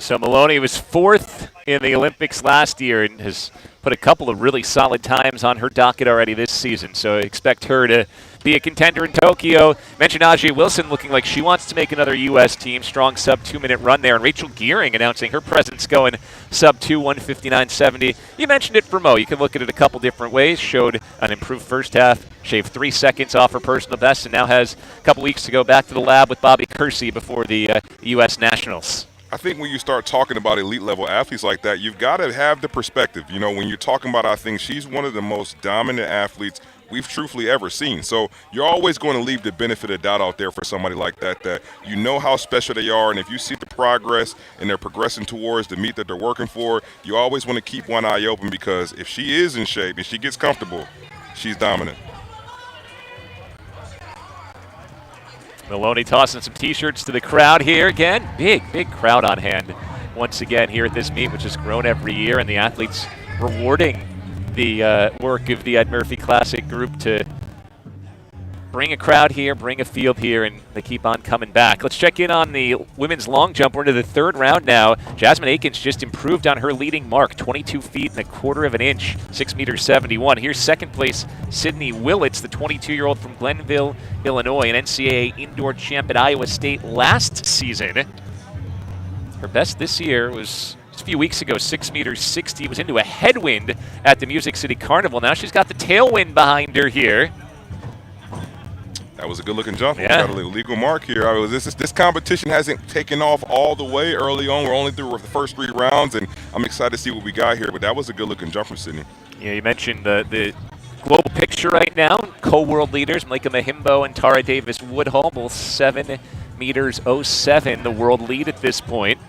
How about Davis-Woodhull last week at Prefontaine Classic? Doing what she does so often, saved her best for last and jumped to the win in that 6th and final attempt.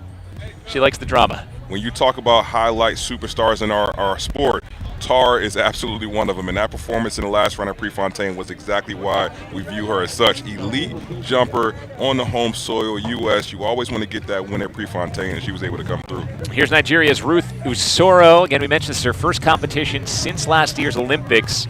2 jumps behind her so far. Her best is only 19 feet, 11.5 inches as she tries to work her way back into competition. She's in 7th place. Here's her 3rd jump. And it is a foul for Usoro. So she'll remain in 7th place. Got the men's 800 coming up in a bit, but we've talked a bit about the mission of the Ed Murphey Track Club. Let's show you what we're talking about here, all the good work that they do in Memphis.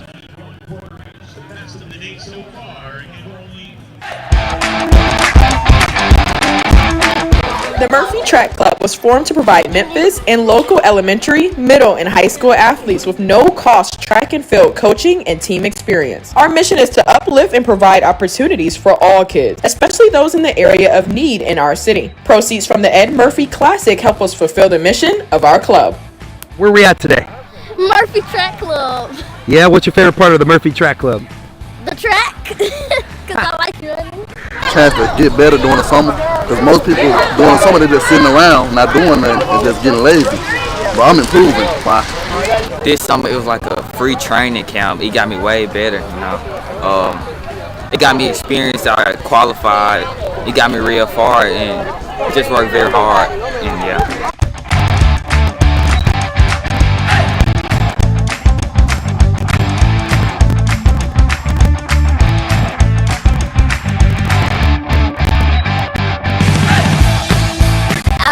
Past 2 months, I made a lot of friends, like a lot. I met new people, and I learned not to quit, because I was trying to quit at first because I thought it was hard, and I just got better at it.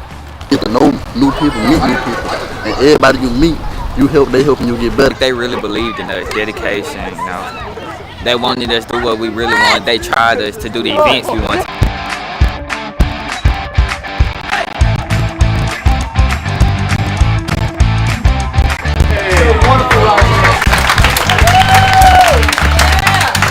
Oh, I'm very thankful. I'm so grateful. Like, I just love being here, you know? So I'm happy, and I get to learn over the summer. But love y'all, stay safe. Murphey Track Club's the best, thank you! Oh, yeah! Murphy Track Club coming for you.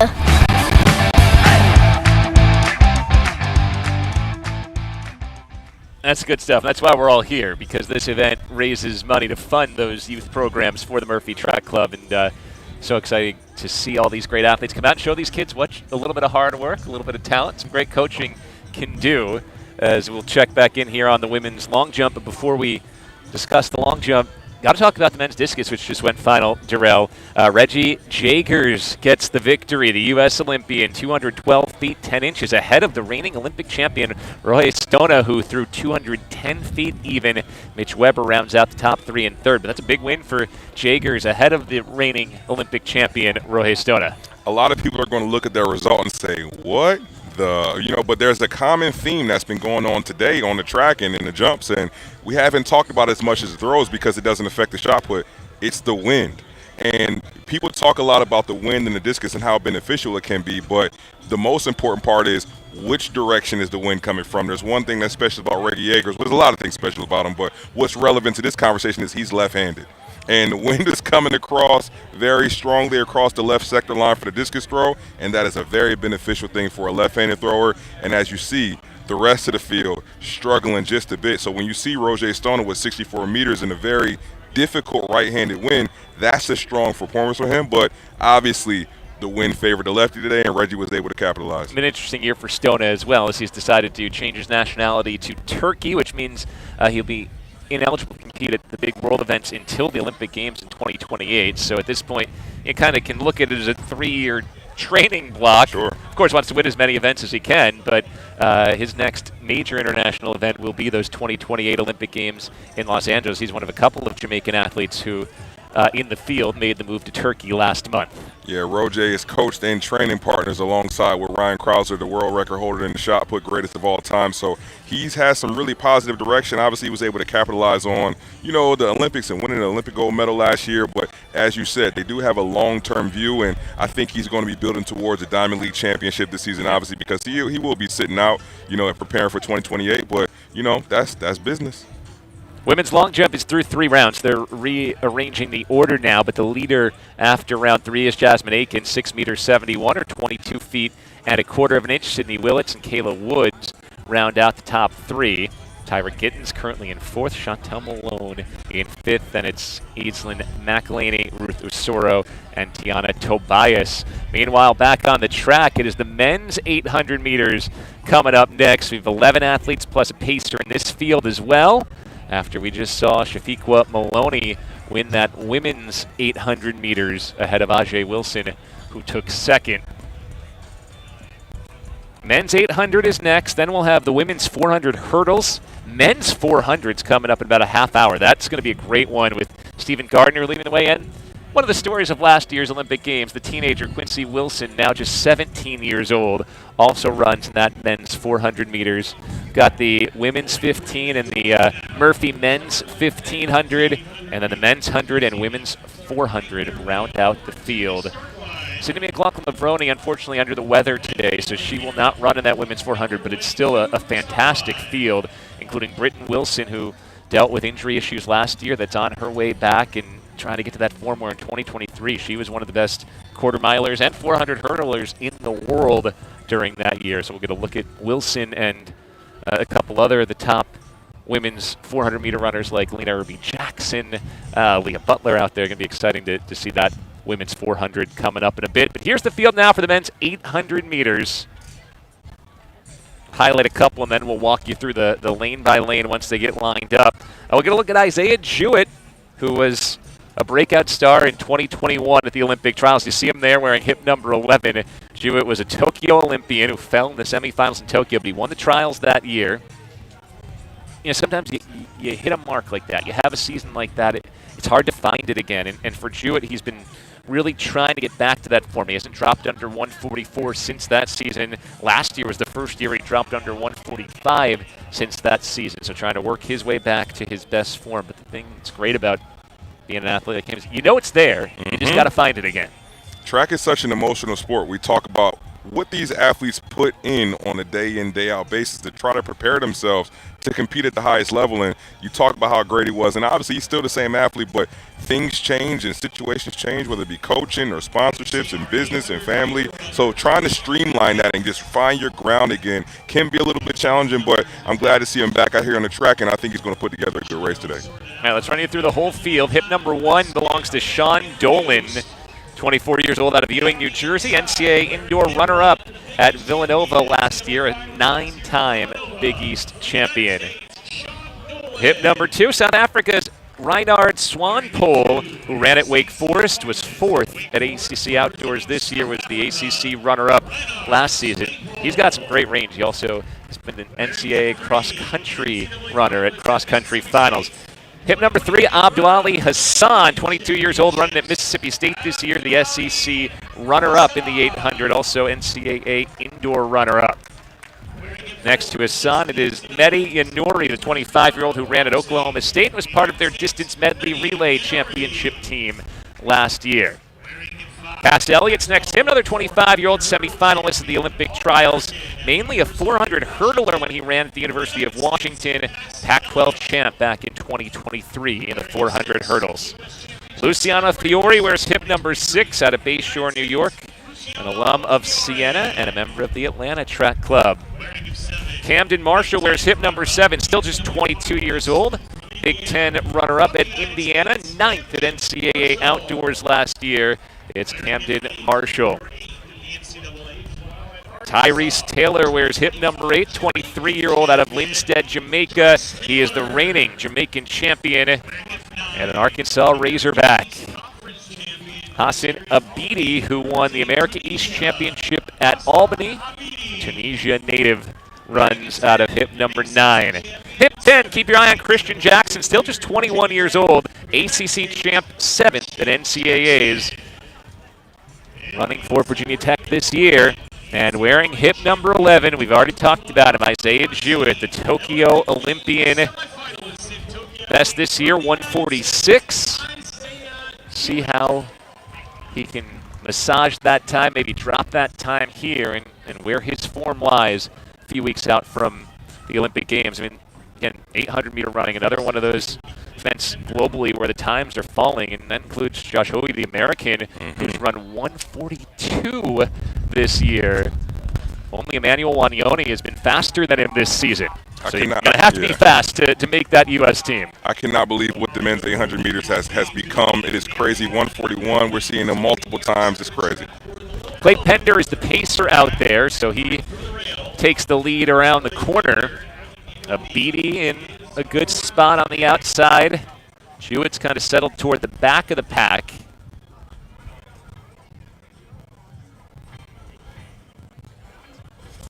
Sean Dolan is positioned well, as is the Arkansas runner Tyrese Taylor. That's Cass Elliott in the green and navy blue, who's ahead of Abidi. They're the first two behind the pacer here. Then it is Tyrese Taylor, Fiore, and Hassan, all in that lead group. Just like in the women's race, we see Cass Elliott here controlling it right behind the pacer. We'll see if he has the same luck, if he can hold that form as he go down and the pacer steps off the track. Meanwhile, Isaiah Jewett is still near the back, so he's got a lot of work to do. The pacer's off the track. 50.9 was the 400-meter split. Elliott still has the lead, but here comes the heat from Hassan of Canada, the former Mississippi State Bulldog. Abdihili Hassan, who also ran at Wisconsin in his college days, has some juice here, and he's going. Sean Dolan trying to come from the back there in 4th. Looks like he has a little juice as well. It is Hassan and Dolan now your top 2, with Hassan still ahead. Abdihili Hassan, SEC runner-up this year. Few more strides to go. Here comes Tyrese Taylor moving late. Is he going to run out of space? Yes! Abdihili Hassan holds off in 1:46.16 unofficially. Tyrese Taylor just left it a little too late. He made his move. He was firing down the home stretch, but he ran out of real estate. You mentioned Hassan and his strength from cross country, and that's what I saw take over once they got to about 175 coming around that curve. He looked strong. He took the lead, and he never relinquished it. 146.16 for the Canadian Hassan, 146.46 Tyrese Taylor, Sean Dolan in third at 146.52, and Christian Jackson rounds out the top four. Still a lot of work for Isaiah Jewett to do between now and U.S. Nationals. He comes in ninth, 150.27. Listen, I'm always an optimist, so I'm never writing anybody off. But, we got a couple weeks, and it's time to start, reeling those things in, dialing down the training, and get ready for arduous 800 meters, because you got a couple of them, and the guys have been running extremely well. Bryce Hoppel has also been coming along strong, too, so it's going to be tough. We are on the border of Mississippi here in Memphis, so Abdihili Hassan has some experience with this southern heat and humidity, and he ran it well. Gets the win. He's with Serenity. All right, Hassan, out here in your Mississippi State jersey, my guy, you just graduated. Yeah. You're out here in a pro race. I mean, what's going through your head being one of the youngest guys out here? Yeah, I mean, this field I've raced against these guys multiple times. I kind of know how they race. And before the meet, looked through the names and really thought about my tactics and decided to sit back a little bit and start moving at 400, and that's what I did, and I was able to get the win, so happy about it for sure.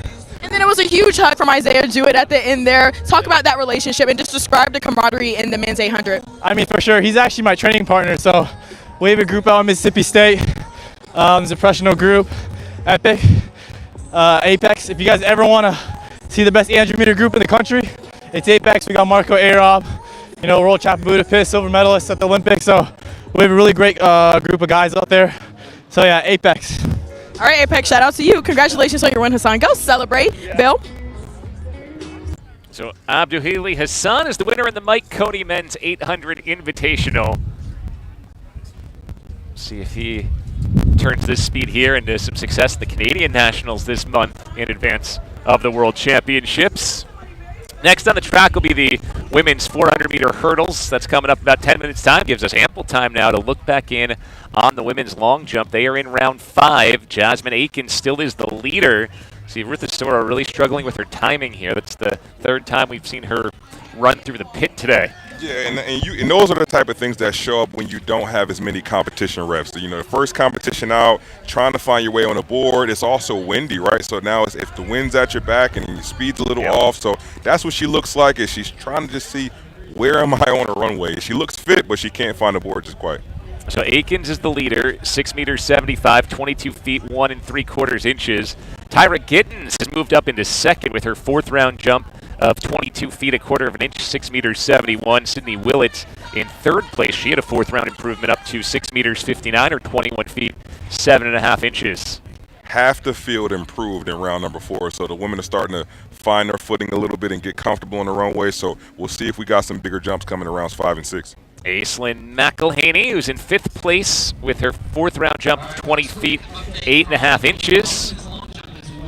That was her 5th jump now, and we'll see if she has any improvement. Kayla Woods is in front of her in 4th, and Willett's in 3rd, Gittens and Aikens. I see we pulled the tape out. We're done with the laser here in the long jump. Old school in the pit here. We love it. Hey, listen, I appreciate it because it's accurate. Like sometimes those lasers, they can be a little funky, and as a meet promoter, you don't want to slow down the competition. So sometimes the best decision is to pull the tape out and let's get some official marks. Chantel Malone is currently in 6th place, jumping next. Just saw a few Tennessee Volunteers walk past us. Just wanted to mention, if you weren't with us right off the top of the show, maybe the most impressive performance so far today came in the pre-program from a Tennessee Volunteers. We'll see Malone's 5th round jump here. T-Mars McCallum ran 9.87 in the 100. That was aided by a 2.1 meter per second wind. But then he ran a wind-legal, world-leading 1973 in the 200 in the pre-program. McCallum had a heck of a season at Tennessee and trying to extend that form through this long season, a few more weeks. And if he runs 1973, he's going to challenge at Nationals. You know what it was earlier today? It was even hotter. Now, the weather's perfect right now, but it was really hot out here. So I can tell, we talked about Mackenzie Long and how well she ran in the 100 meters of the pre-program. So the athletes feeling really good. And we had Jason Shears run a 1085 in the pre-program at Prefontaine. But we've got so many elite athletes that you're going to have elite athletes who don't make the main section. So it was great to watch him run. Here's Tyra Gittens, 5th round jump. Gittins has moved up into second place. This will be a legal mark here for Gittins. Another one of those athletes, similar to what we talked about with Isaiah Jewett, that is looking to find some previous magic. Gittins Spotsville out of Trinidad and Tobago set the Trinidad and Tobago national record in the long jump back in 2021. Was a Tokyo Olympian, finished 10th in the long jump. Remember, in college at Texas A&M, won 3 national championships, 2 in the multis, 1 in the high jump. She's moved away from the multis, really just focused on the long jump and looking to get back to where she was at in 2021 as we see Reggie Jager celebrate that throwing hand safe. Always. Got a little discus throw here, getting the shirts out to the crowd. Reggie is the true man of the people. You know, you were talking about Tyron. I thought it was interesting. This is a really common thing that I see sometimes with athletes who tend to do a lot of events. Sometimes it's long jumpers who also sprint, and they drop the other event because they want to put a lot of focus in on one and spend more time. But sometimes what you see is the benefits of the other events was allowing you to maintain a different style of fitness. So I'll be interested to see if Tyra can find her footing here, you know, as she moves into the competition. All right, well, there's Reggie Jagers. You can see Serenity getting in position after Jagers with the big win in the men's discus, beating the reigning Olympic champ, Rohei Stone. So let's go down into the infield and hear from Reggie Jagers about how this event played out for him. Looks like they're about ready to go. Serenity getting her selfies. Very on brand. All right, they're down to Serenity now. All right, Reggie, it was a stiff competition out there for you you were competing against Olympic champions. I mean, people who have competed at Worlds, but how did that feel for you? How do you feel like you executed? I feel like it's another competition where I was able to execute. I would say last week I couldn't bend over because I had a back injury. To not practice for a week and just do drills and be able to compete at the LA Throws Cup last night, fly in at 1 a.m., come in today and compete and get first place. And some of the other competitors came in to meet as well, and they weren't able to open up as much to compete how I did today. So I think it shows a testament to training, believing in the process, and also getting healthier. So we had a full Olympic crowd as well. We had a few other Olympians that were competing with me, so it was a happy environment. I appreciate it.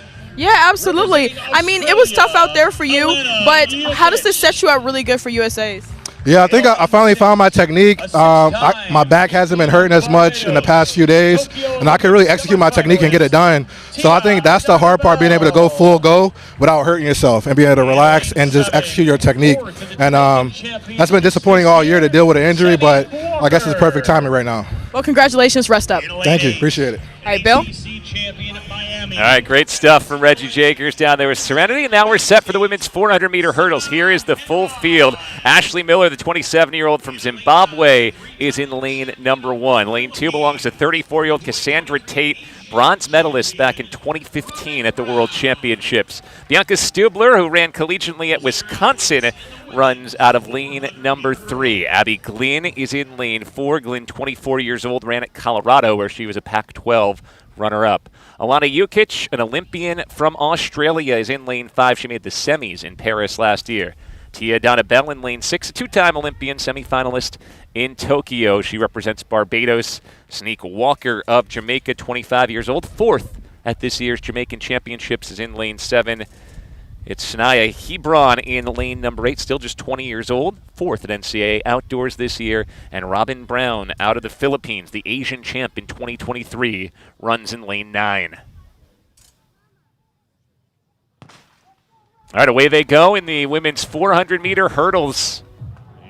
You look across this field at the marks they've put up this year, it kind of feels like a wide-open 400 hurdles. Right now it is Bell who has gotten away best. In the blue from Barbados, Tia Donabell, the 2-time Olympian, has the lead. And it looks like Cassandra Tate is starting to make up some of the stagger down his backstretch. So it's Bell and Tate. Tate on the inside in 2, Bell in the middle there in 6. They're your top 2 as they come around the bend, and it is very close the moment between Tate and Bell. Cassandra Tate, a decade removed from her World Championship medal, trying to get back on a World Championship team. She is fading here, and Bell has moved clear to the front. Tia Adana Bell, basically wire to wire, she takes it. Alana Jukic and Ashley Miller closed hard in a race for 2nd and 3rd. That was a good-looking race from Bell. Like you said, she got out early. She was controlling it.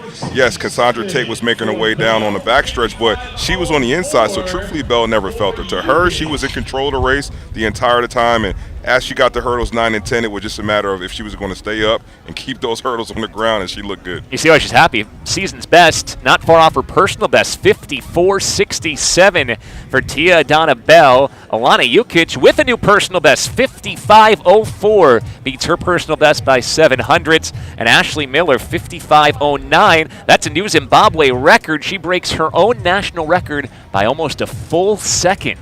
Can we get a couple different champagnes to pop out here? We got a lot of celebration for this race. So Bell with the W. Jukic and Miller second and third. Sneak Walker fourth. Bianca Stubler was fifth. Cassandra Tate came out so strong, ends up fading to seventh. And, you know, that's the bear of the 400 hurdles. If you don't measure it just right, you get a piano on your back those last 100 meters or so. Yeah, I don't envy these ladies as they come down the finishing stretch at 400-meter hurdles. Like, I love the 400-meter hurdles. It's actually one of my favorite events to watch, but I know how grueling it is. I talk to the athletes all the time, and they talk about the last 120 meters, the last 3 hurdles. That is some of the hardest running in track and field. Particularly when you're running personal bests, or for Tia Adana Bell, one of her best times since 2019. For the two-time Olympian. We'll give her a chance to drink the Gatorade before she goes and talks to Serenity, who's going to sit down next to her. And, you know, you got to meet the athletes where they're at. Going to give her a minute here before they chat. Sixth and final round. Jasmine Aiken still leading the way. 6:75. Well, Bell, who's run at multiple world championships, two-time Olympian, 6-time Barbadian national champ, with the win here. And held it from the front basically the entire way. That's not an easy way to run that 400-meter hurdles, front running the entirety of it. Good run for Jukic as well, who looks to go back to the World Championships representing Australia. All right, they're going to do it from the track. Serenity down on the ground with Tia Adana Bell. All right, representing Barbados. How do you think this win sets you up really, really good to just represent your country? I mean, it's always an honor to represent the 246. This win is not only for me, but my country, my coach, Coach Holloway. But, you know, just happy to be out here again, competing, rapping. Yeah. And you were fighting for it coming off of that last hurdle. What was going through your head? Keep it together and do not chip, go into the hurdles, stay open, and run. That was my goal. And what are some things that you still want to work on when you go back to practice? You know, we have a race plan, and I didn't do it today, but I'm not mad. I'm just happy to get a 54 and a qualification standard for Worlds, so I think, and I'm good. Well, you know what comes after 54? 53, my girl. And 52, and 51. Period. Congratulations on your win today. Thank you so much. Have a good day. All right, Bill, back to you. All right, Serenity, thank you. And love that. Meeting Tiana where she was at there after a fabulous run. Hey, now we got another bottle of champagne to hand out. We're down to our final 3 attempts in the women's long jump. Jasmine Aikens has led since round 1. She is still on top. This is Kayla Woods, is currently in 5th place with a best of 21 feet 3/4 of an inch. To win, she needs to be 22 feet 1 3/4 inches. Tyra Gittens is second, 22 feet 1/4 of an inch. Sydney Willits, who is yet to jump in round 6, is third. Who's going to be next to pop the champagne after Tia Adana Bell? For the moment, it looks like Aikens, unless Sydney Willits has something to say about it. No improvement for Woods. She'll finish 5th. Ainsley McElhaney has locked up 4th place. Willits, the only one left who can pass Aikens, and to do it, she'd need a personal best. So she's crawling on the crowd. No better time than right now. Let's get the crowd into it. We've got a good environment here at the Murphy Classic, and we'll see if she can put together some magic in round number 6. She would need 1 centimeter added to her personal best to match Aikens, a 2 centimeter personal best to pass her. And it's a legal jump. We got a now white we'll flag. just see if it's long enough. Step number 1 is get a white flag. Step number 2 is she wait alongside of us to see what we got on the board.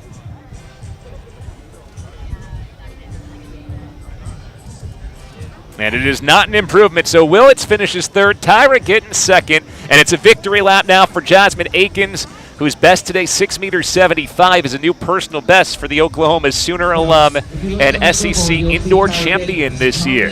I want to correct that. That was actually an improvement for her, just not quite enough. I beg your pardon, 6'62" to lock her up into third place. And now it's Akins on a victory lap. Improvement in distance, no improvement to positioning for Willits.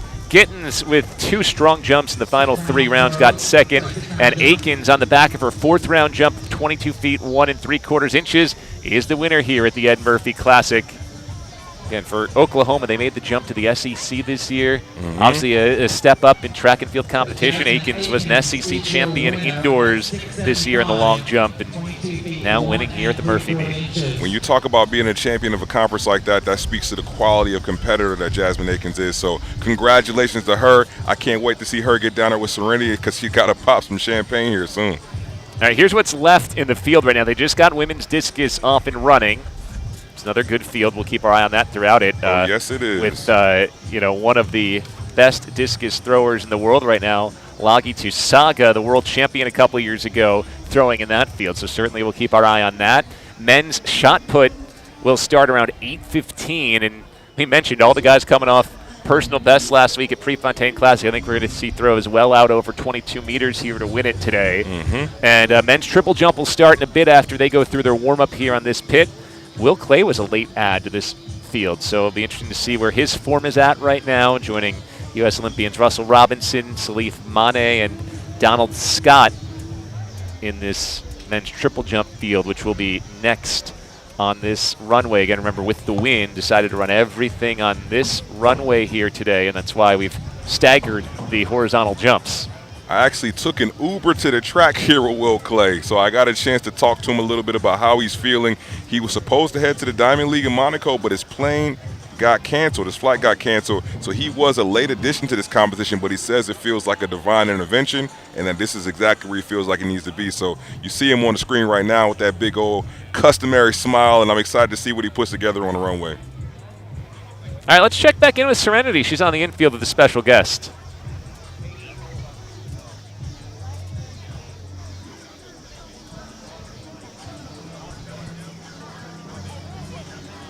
We're going to give it a second. We're going to give it a breather. I have Coach Joe Lee joining me from Bullis High School. He's the head coach, and he is Quincy Wilson's coach as well. I see you giving him some words of encouragement, help him around. Take us through what race day looks like for somebody like a young athlete like Quincy Wilson. I mean, we don't try to do anything differently than we normally do for all of our athletes for our program. We try to keep it consistent. We try to keep it the same, where it's simplified, where it gets inside of them so they don't have to guess when the bigger meets come. So obviously he's been to the biggest meet on planet Earth. So, we don't do anything different. So my main thing now is to make sure that he is good, he feels good. We've got a great staff. Dr. Sherrill's here to make sure that he's good with him physically. My job is to make sure that mentally he feels good, emotionally, and he attacks our race plan. So he's ready to go. I'm excited about the atmosphere. It's a great energy here, great vibe in Memphis, and we're going to see what we see. All right, Coach. Now, what were you telling him to attack in this race out here today? The wind has definitely calmed down, which is pretty good, too. Yeah, so, we have a race strategy, a race plan that we go over, every single day in practice, and then we talk it through. So the mental reps are critical. So the main thing is to attack it and to do the exact things that we know we can do. And, he's ready to do that because we have elongated this season on purpose, because obviously, our goal is to, run much deeper into the summer and into the fall, because World Championships are in September. So the main thing is just being aggressive, but at the same time, be smart and don't allow the environment to overwhelm you. The fun part for him, even as a 17-year-old, he's now a veteran. This is not his first rodeo, as they say. So, it sounds crazy to say a 17-year-old is a veteran, but what he is he's very focused, he's very disciplined, and he's been here before. So it's high competition. I mean, it's a phenomenal field, including the 2020 Olympic champion, gold medalist. But competitors want to compete. It doesn't matter who's on the track, and he's a competitor. So we train so that he can get the very best out of his talent and his abilities, and I think that's what we're going to see today. And that Olympic champion that you mentioned is Stevie Gardner. And what do you tell him? Because I'm sure on any other day it's like, can I get your autograph, Stevie? But now it's like, I need to beat you. No, he's not an autograph guy. I mean, he really respects his opponents, but again, they're also his peers. You know, I know it sounds crazy, but you know, at 16 years old, you know, he's running grown man times. That was his famous quote. And you know, what we want to do is just make sure we stay in our own lane, focus on what we're trying to do with each segment of the race. And you know, whoever's there or not there, it really doesn't matter. You know, this is not a contact sport. You know, or I have to be looking over my shoulder. Obviously, there are people in the race with you, but you got to do what works for you. You know, I'm sure Stevie would say that. Same thing for Elijah and the rest of the guys in there, Bryce as well. And it's all about who can maintain their composure. I love the 400 because it's the ultimate test of will, because if you go out too slow, you're going to get left. If you go out too fast, you're going to get blasted. So the race plan is set up, and again, this is our first time running against pros outdoor season, so we're looking forward to seeing how we measure up. All right, Coach, let me go ahead and let you lock in. Yes. It's time to get to it. Okay, thanks so much. All right, Bill, back to you. All right, Serenity, great stuff. What a journey it has been for Quincy Williams. And we come back, I'm really excited for this men's 400. It is a heck of a field. Quincy Wilson is there. We'll also see Stephen Gardner and so many other guys who have run incredibly fast in the quarter mile. That's coming up when we come back to Memphis.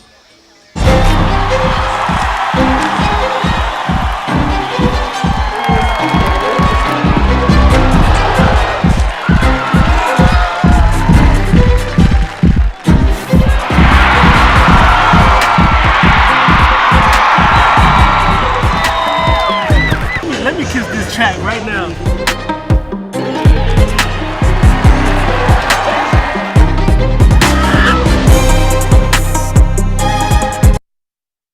Here's a twist on your typical banking options.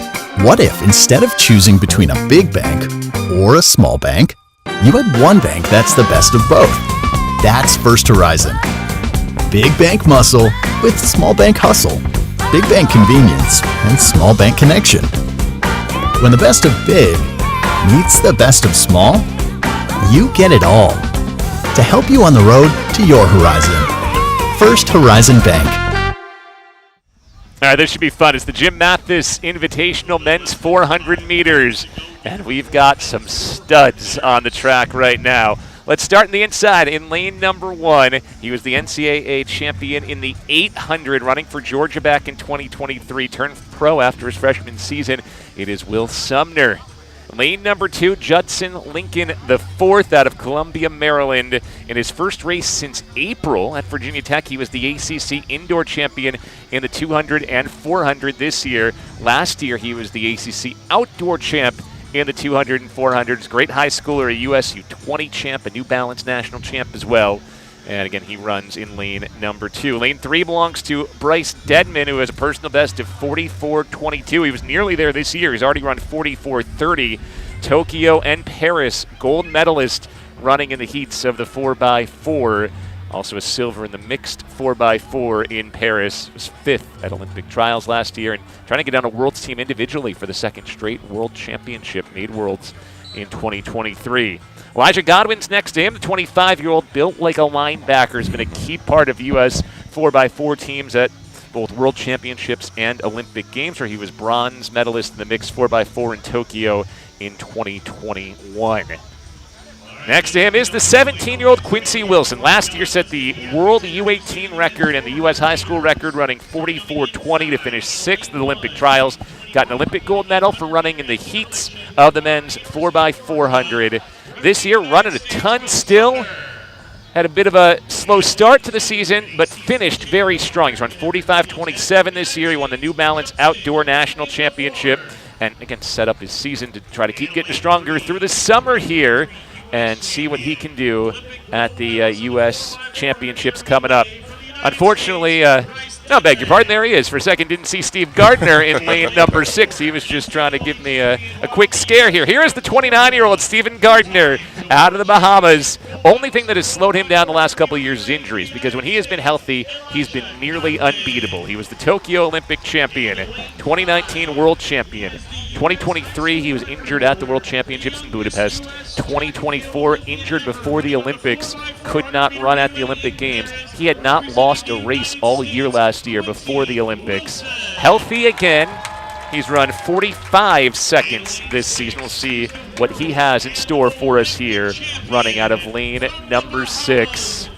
Again, a guy a lot of folks are rooting for because he's had to overcome some physical ailments these last couple of years. One of the greatest athletes we've seen in the 400 meters. I can't wait to see what he puts forth here today because, like you mentioned, if Stevie Gardner is healthy, this is somebody you have to keep your eyes on as you progress towards the summer in Tokyo. Clock's really important for this guy in lane number 7, Delano Kennedy, the 21-year-old. He finished second last week at Jamaican Championships in the 400, so that would earn you a World Championship spot, but he doesn't quite have the standard yet. He's run 44.91. He needs to hit 44.85 for the World Championship standard and to get himself on that plane to Tokyo and the World Championships.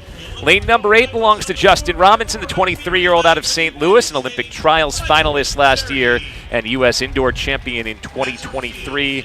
Was a World Championship gold medalist also in 2023 in the 4x4. And then finally, Michael Cherry in lane number 9, the 27-year-old 2021 Diamond League Finals champion, Tokyo Olympian, 4th individually, gold in the 4x4, but has not gone sub 45 since 2022. Another one of those guys looking to recapture his top form here in 2025. You mentioned special athletes when they're healthy. Michael Cherry is another one. So if he's healthy, he's somebody I'm looking for. But I got 2 words for you. They are Bryce Deadman. That's who I've got my eyes on here in the 400 meters. Again, watching lane 3 for Deadman, who's gone 44.30 already this year.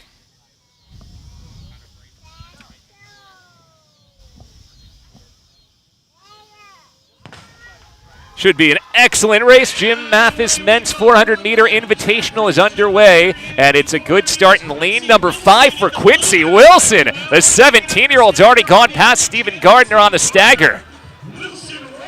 Bryce Deadman moving well in lane 3, so it's Wilson and Deadman with Justin Robinson out in 8. They're your best 3 positions so far. Looks like Gardner's finding it a bit here at the 200-meter mark. Can Wilson hold on after that torrid start? It was this time of the year where Quincy Wilson really set the world ablaze. He's coming down a home stretch with Bryce Deadman. We'll see if he can hold him off. Wilson and Deadman digging for the line. The 17-year-old Quincy Wilson holds Deadman off, and Quincy Wilson the win in 44.14 unofficially. Wow. He breaks his own world U18 record. Oh my God. Quincy Wilson. 44.10 is the official time. My goodness. World number 4 at 17 years old. World U18 record at 17. This kid is special. We talk about people who are made for moments. We've talked all day about how energetic this crowd is, how hot the track has been, and you bring somebody like Quincy Wilson into this environment, a short trip down from Maryland where he calls home base, and he lights the track on fire. So a 1/10 of a second improvement on his own world U18 record. He's now the fastest U20, the great 4th fastest world U20 runner, along with the fastest ever world U18 runner, 44.10, and he did it flying out of the start. Deadman ran a strong race like you were expecting, but Wilson gave him nothing down the backstretch. I'll tell you, so the times went pretty much how I thought they would for Bryce Deadman. The race, listen, let me tell you the truth. I didn't know if Quincy Wilson had that in him today. He'd run so many races last year. The season hadn't really quite gotten off to the way that he probably would have wanted it to, and I wasn't sure if all of the races were taking a toll on his body, but here he is today to let me and the world know, oh no, we were just getting ready. 44.10. Again, 4th fastest time in the world this year. Only Zakeith Nene of South Africa and Americans Caleb McRae and Ja'Cory Patterson have run faster. And to put that time in perspective, that matched the winning time of the Olympic medalist Matthew Hudson Smith to win the Prefontaine Classic last week. 4th best in the world. There he is with his coach. Executed that plan to perfection. And you think about the pressure that's heaped on you when you do what he did at 16. Dealt with the ups and the downs of the last year, and now faster than he's ever been. I'm telling you, my mind is still blown. I'm just thinking big picture. You know, like Christopher Bailey, Bryce Detman, these guys have been running so well all year, but when you get a guy like Quincy Wilson, who's this electric, who's got the experience from last year and now is coming back again with a year under his belt, and you see the type of performance he put forward today, it lets you know this guy is coming to play. He's going to have something to say about those open 400-meter bids for this upcoming World Championships. I can't wait to see it. All right, let's hear from the guy who just lowered his own World U18 record. Quincy Wilson's with Serenity. Quincy, insane run. You got out like your feet were on fire. What was your race strategy coming into today? I mean, if you go see my races before, I haven't been getting out. My coach been telling me, stay on our process, do what we got to do. And I went out there and shot out like a bullet. You absolutely did. And we're not here to make it about anybody else, but Quincy, you made up the stagger on an Olympic champion. That says a lot about your tenacity. Speak to maybe what Coach Joe Lee was telling you right before the race. Of course, I mean, my coach has been by my side, my parents, God. They tell me they got me the right way. I just try to follow their plan. Quincy, you came through here and touched everybody's hand right after your race. Why? They were all cheering for me when I seen I was done. So I'm just super thankful and super blessed. And shout out your community back there at Bullis. Of course, shout out to everybody in Maryland, shout out to DMV, shout out to Bullis for sure. Now, we're not going to give you a bottle to pop, but huge congratulations. Go ahead and celebrate. Look, Coach said he'll pop it. Coach is going to pop it. Quincy's coach will pop the champagne here. Remember, he's just 17. Maybe need to get a bottle of sparkling cider for Quincy next year if he comes back to the Murphy meet. Coach gets the pleasure of the shake and celebration here. World U18 record, 44:10. And again, I'm just as impressed that he won that race when it looked like Bryce Dedman would maybe track him down, and he didn't just hold him off. He got away from him a bit there in the final 50 meters or so. If you've seen the look in his eyes in that interview, that gave you more context to the last 100 meters of that race. This guy has something to prove. Listen, I'm still mind blown, truthfully, man. I'm trying to find the words to talk about it, but that was truly mind-blowing for me. I'm just so excited for Quincy Wilson and his coach. That kid is special. Listen, he's been taking a lot of college visits, and people have been coming to his home, and I don't know if he's going to be at a university running in the NCAA next fall. Somebody might be paying that kid the big bucks to wear their jersey. Yeah, the nice thing now in the NIL world is maybe he can get the best of both worlds. You can sign an NIL deal, still go to college if you want to have that experience as well. But you're right, the options are probably going to be all his, the choice all his, way he is run at 16 and now at 17. And I think a lot of folks are going to look at that time and realize, oh, we got to factor him in when we think about what's going to happen in Eugene here in 3 weeks, and maybe you weren't thinking that coming in. I'll tell you, as a veteran in the sport, when you're going through the season and you see the young guys and they haven't really taken off, there's a piece of you that feels like, okay, maybe they're tired. Maybe I can get one up on them. But I'll tell you, that performance right there is going to shake it up for a lot of these veterans, hoping that they could secure a spot. All right, Darrell, this is your event here, the men's shot put. We're in the first round here. It's Rajendra Campbell of Jamaica, who was a bronze medalist at the Paris Games. He is the final thrower of this first round. Off to a good start. Defending champion Trip Pippery has the lead. 69 feet, 6 3/4 inches, 21 meters, 20. Roger Steen, who's coming off his personal best last week at the Prefontaine Classic, is second, 20 meters, 95 or 68, 875. Josh Awatunde currently in third. That throw from Campbell just moved him up to fifth place, 67 feet and 2 inches. And now Lucas Warning, who is in 12th after the first throw, will start off round two.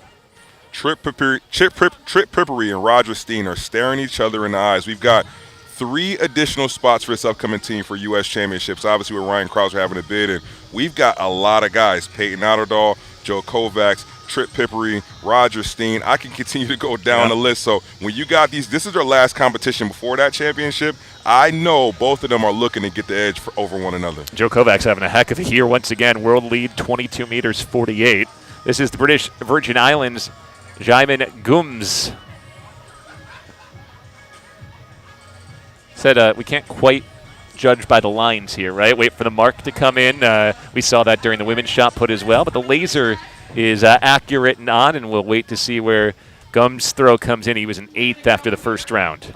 Yes, the laser is accurate, and I know for certain because I asked him to verify it when I went over there. So we got 19.24 for Gums in round number 2. He's in 8th place. And Jordan West, graduate of University of Arkansas by way of Tennessee, round number 2, another solid throw. West currently in 9th after round 1, 63 feet 6 1/4 inches is his best.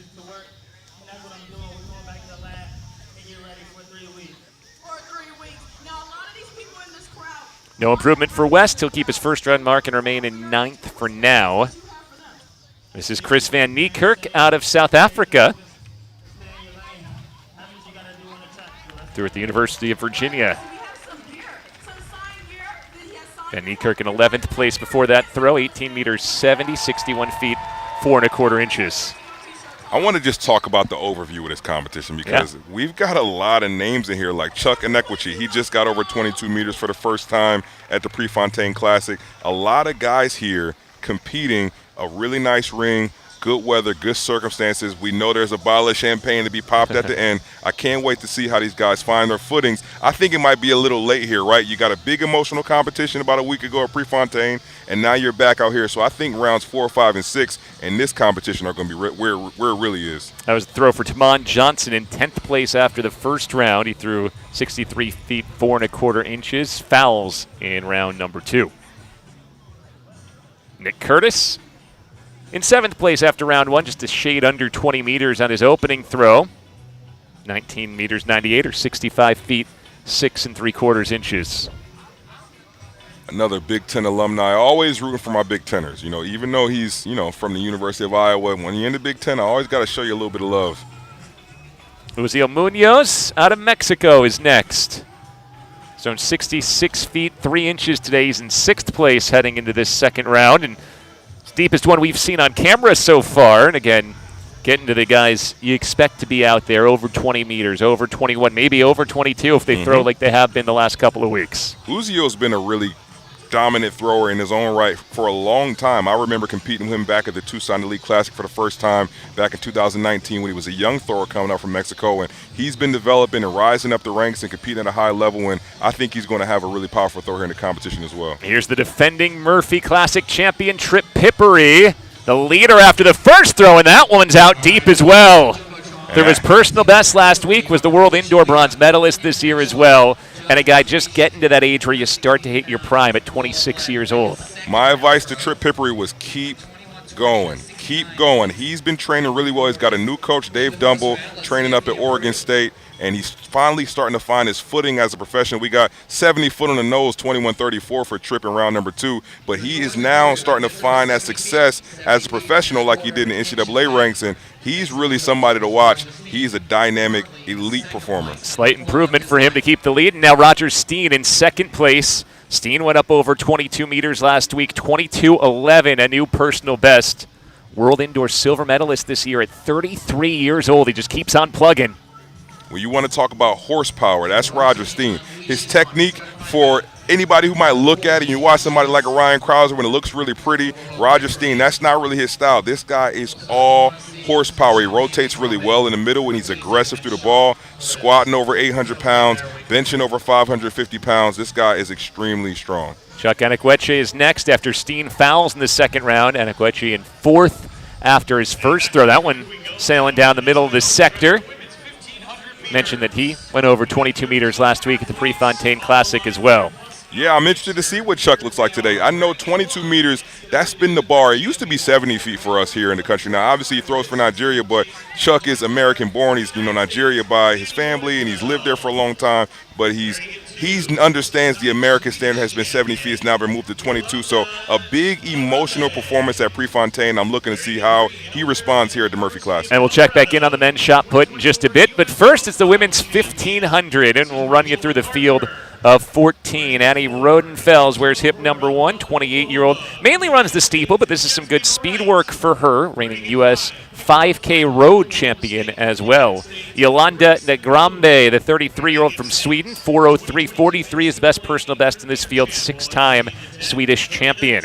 Rachel MacArthur wears hip number 3, 25 years old from Bristow, Virginia. First 1,500 this season for the former Villanova and Colorado runner. Then it is Yasmin Wright, who ran at Oklahoma in 2023, Big 12 runner-up that season, setting the school record in the 1,500.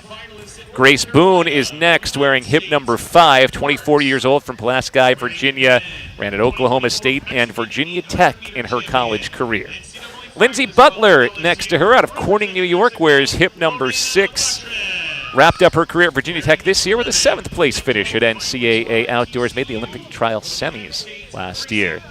Ainhoa Bray, who represents Spain and ran at Ole Miss, wears hip number 7. Then it's Ellie Leather wearing hip number 8, 26-year-old from Bristol, England, was 3rd at the UK Indoor Championships this year and ran collegiately at the University of Cincinnati. Taryn Parks runs next. Parks in hip number 9. Wrapped up her college career at UNC this year by qualifying for NCAA Outdoors in the 1,500. Lorena Rangel Batres out of Mexico is in hip 10, 23 years old, was a collegiate runner at LSU and won the Mexican Championship in the 800 last year. Gracie Morris is next to her, wearing hip number 11, 23-year-old out of Aledo, Texas, 6th this year at USATF Indoors.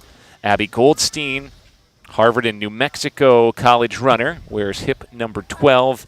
And Lori Barton wears hip number 13. Barton at 5th at USATF Indoors this year and the winner in the 1,500 at the Atlanta City Games. The pacer is Cassidy Johnson, wearing that hip number 14. She's slated to run at least the first 800 meters with this group. What's a wonderful track meet without some great distance runner, you know? I mean, that's what this meet was at the beginning. It was the Murphy Mile, and you got a lot of the great 1,500-meter mile runners to come down here. Fans would stand on the track to watch the runners run on lane 1. And now it has turned into a meet that has produced more than 60 Olympians here tonight. But you still got to have the 15s to have this meet go back to its roots here.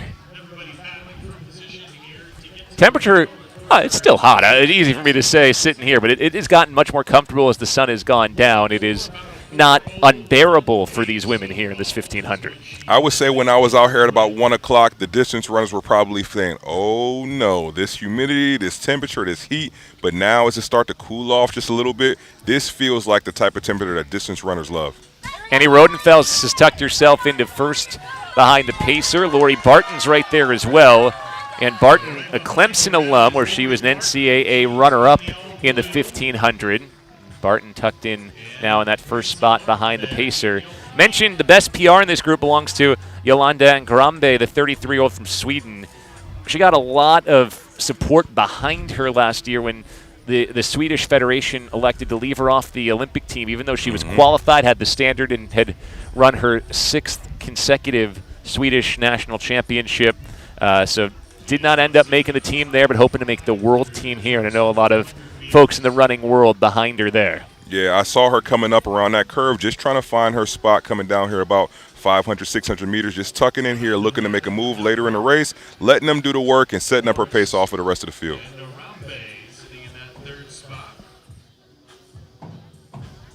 Still pretty comfortable and compact field with Barton behind the pacer Johnson. Gracie Morris is just behind her, the 23-year-old who won a road mile in Nice, France last month. Not a bad place to go decide to run a mile and go home with a victory as well. If somebody told me I can go to Nice, France, but all I had to do was run a mile, I would take them up on that offer. Now, I wouldn't run quite as fast as these wonderful ladies would, but I would get on that track and make it happen. They didn't say how fast you have to run that mile. That's what I'm saying. They just go send the 15 contract. minutes if you want to, yeah. Just send the contract, and I will be there. 66 seconds on that last lap around. 1:55.51 through the first 700. About 2:11 through the opening 800 meters of this 1,500. The Pacers off the track, and Lori Barton out there with Morris and MacArthur moving up. Rachel MacArthur, the 3-time All-American at Villanova and Colorado, sitting in 3rd. Ngrambe now in 4th. MacArthur just a little bit boxed in there in 3rd place, but you see her getting antsy, looking to make a move here as they come off this curve. Still Barton, who's been in front the whole way. Then Morris Ngarambe moving toward the outside here. Lori Barton, Gracie Morris, MacArthur, and Ngarambe. Lindsey Butler hanging around as well. And here we are to the bell. Another 66-second lap around the track there. Lori Barton ahead of Gracie Morris, Rachel MacArthur, and Ngarambe in fourth. And Cassidy Johnson now there in fifth, and there's a bit of a delta back to Goldstein. Barton opening it up a bit. Only Morris has answered her so far. Lori Barton and Gracie Morris pulling away from the rest of the group. It's a two-woman race with 200 meters to go. Barton looks strong, but you see Gracie Morgan trying to make a move here coming off of that turn. It's pretty much been wire to wire. We'll see if she can hold on coming down this last 100 meters. The TCU record holder, Gracie Morris, in the purple in second. Lori Barton, the Atlanta City Games winner this year, in first. Here they come down the stretch. Barton's been leading the entire way, and Morris will not catch her. Lori Barton goes wire to wire and takes the 1500. 4:03.49 unofficially. That is a new personal best for Lori Barton. It's officially 4:03.46. That's a 1 3/4 second personal best for Barton.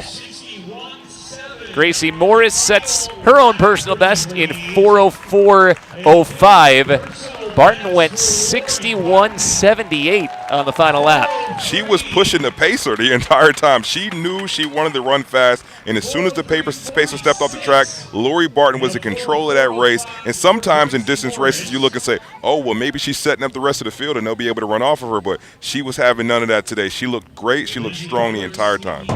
Top three women all set personal best. Barton 4:03.46, Morris 4:04.05, and Lindsey Butler up to third in 4:06.28. That's a personal best for Butler as well. So you telling me that you can set a personal best on this track here in 100 meters, you can set a personal best here in the 400 meters, and you can also set a personal best here in the 1500 meters. I think that means this track is hot. Track's hot. Weather was perfect. Weather cooled down for these distance runners just enough to make it not unbearable, though we still appreciate the cold shower at the end here. The people got us on the stream. I mean, we're all winning here. Everybody's winning here.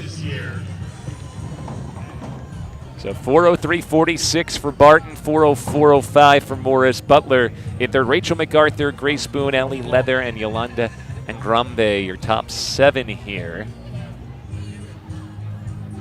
Men's 1500, the Ed Murphy men's 1500 coming up in about 10 minutes time, but that gives us ample time to keep our eye on the field events and the men's shot put, which is moving quickly. They're through 3 rounds, and Trip Pippery continues to lead. He's improved his mark a bit each round so far. He's up to 21 meters 57, 70 feet 9 1/4 inches. Roger Steen has thrown the exact same mark of 70 feet 9 1/4 inches, but because Steen's second best is not as strong as Pippery's second best, he's currently in second place. Josh Awatunde not far behind, a 70-foot 3.75 inch throw, 21 feet 43 meters has Awatunde up in the third.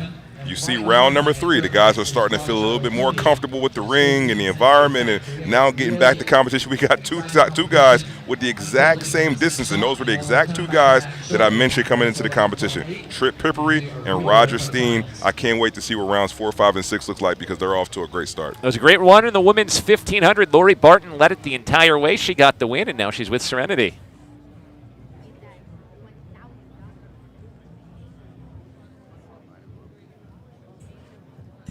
I'm so sorry.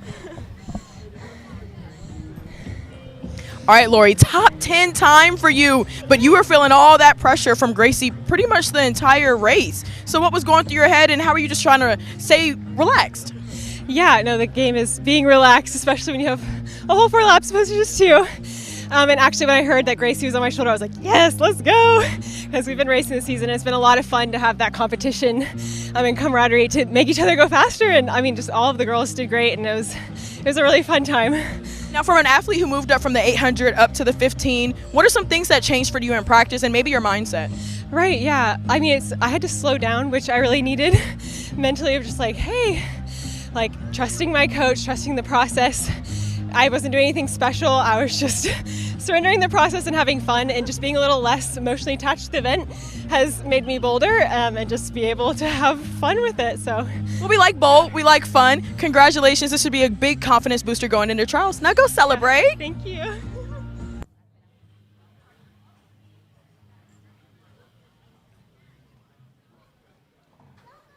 So Lori Barton will pop the champagne as well here. She looks a little apprehensive. Nervous. A little nervous. Come on. It's going. We're almost there. There we go. There we go. Gave herself the spray there at the end. Little champagne shower after picking up the win at the Ed Murphey Classic. And Lori Barton, a personal best of 4:03 plus. Mentioned the men's shot put through 3 rounds, and Trip Pippery is on top. We'll go back to the men's shot put and keep our eye on it here. Just wanted to give you a quick update because we've got the reigning world champion. The disc is happening outside the stadium, so unfortunately we can't show it to you, but we can tell you that Alaki Tasaga, the reigning world champ, is the leader there through 3 rounds. She's thrown 204 8 inches, 204 feet and 8 inches, 62 meters 38. Alida Van Dalen of the Netherlands is in second, 202 feet 11 inches. Gabby Jacobs of the United States currently in third as they've made their way through 3 rounds. Alida Van Dalen, somebody I've got my eyes on. With the competition still only being at about 62 meters, she's a 64, 65 meter girl. She competes for the University of Florida, just kind of getting her season started again after the NCAA, getting ready for later in the summer, but she's got great technique, and I know her coach Eric Worski has her prepared, so I'll keep my eyes and see if her or Sierra Jackson can start to challenge Lockie for the championship here at Ed Murphy. By the way, Dorelli brought all 12 to the 4th round in the men's shot put, so that you just saw the throw from 11th place Chris Van Niekerk. We're going to keep our eye on the shot put, also bring you up to speed on the final event to get started in the field today. It is the men's triple jump, and here is Will Clay's first attempt. Your current leader is Shangatai Mapaya from Zimbabwe, the 2-time NCAA champion's gone 56 feet, 3 1/4 inches. And now we watch Clay, one of the best to do it over the last couple of decades in the triple jump. 2-time Olympic medalist in the triple, 2 silvers, also a bronze in the long jump, 2 world silvers, 2 world bronze. Now at 34 years old, looking to find a little more magic.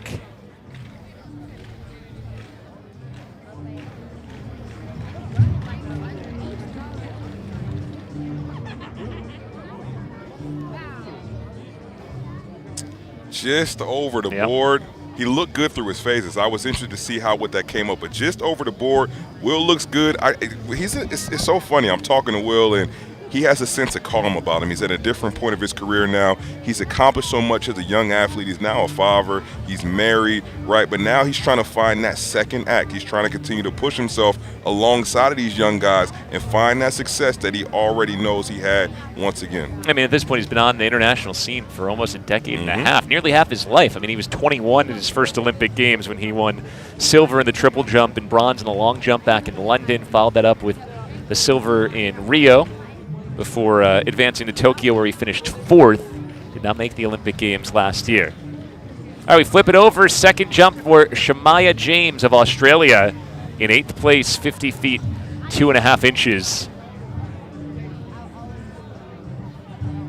We appear to be entering almost into a new era of U.S. triple jumping. You've got guys like Will Clay and Donald Scott who are trying to fend off a lot of the younger guys, but guys like Salif Mane, he looked fantastic at the U.S. Championship or the Olympic trial, last year, and he's another guy that's been competing at a really high level. All right, we're back to the shot put. Our top 6 with the 4th throws coming, and that is Uziel Munoz, who thinks he was very close to a good one there. You could see his reaction afterwards. Munoz in 6th place through the first 3 rounds, a best of 66 feet, 5 1/4 inches so far. I want to talk about the guy that's coming up next.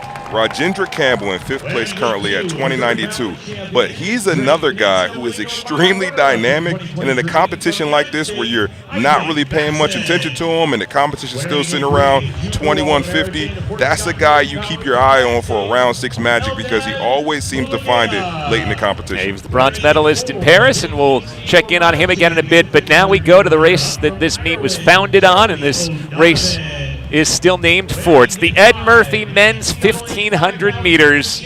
As always, this meet puts together a very good field of 1500-meter runners, including a guy who's here every year, Craig Engels, who wears hip number 1. I feel like in some ways he's the mayor of the 1500 in the United States, just such a personable, friendly guy, but you catch him on the right day, and at 31 years old, he can still challenge for the victory.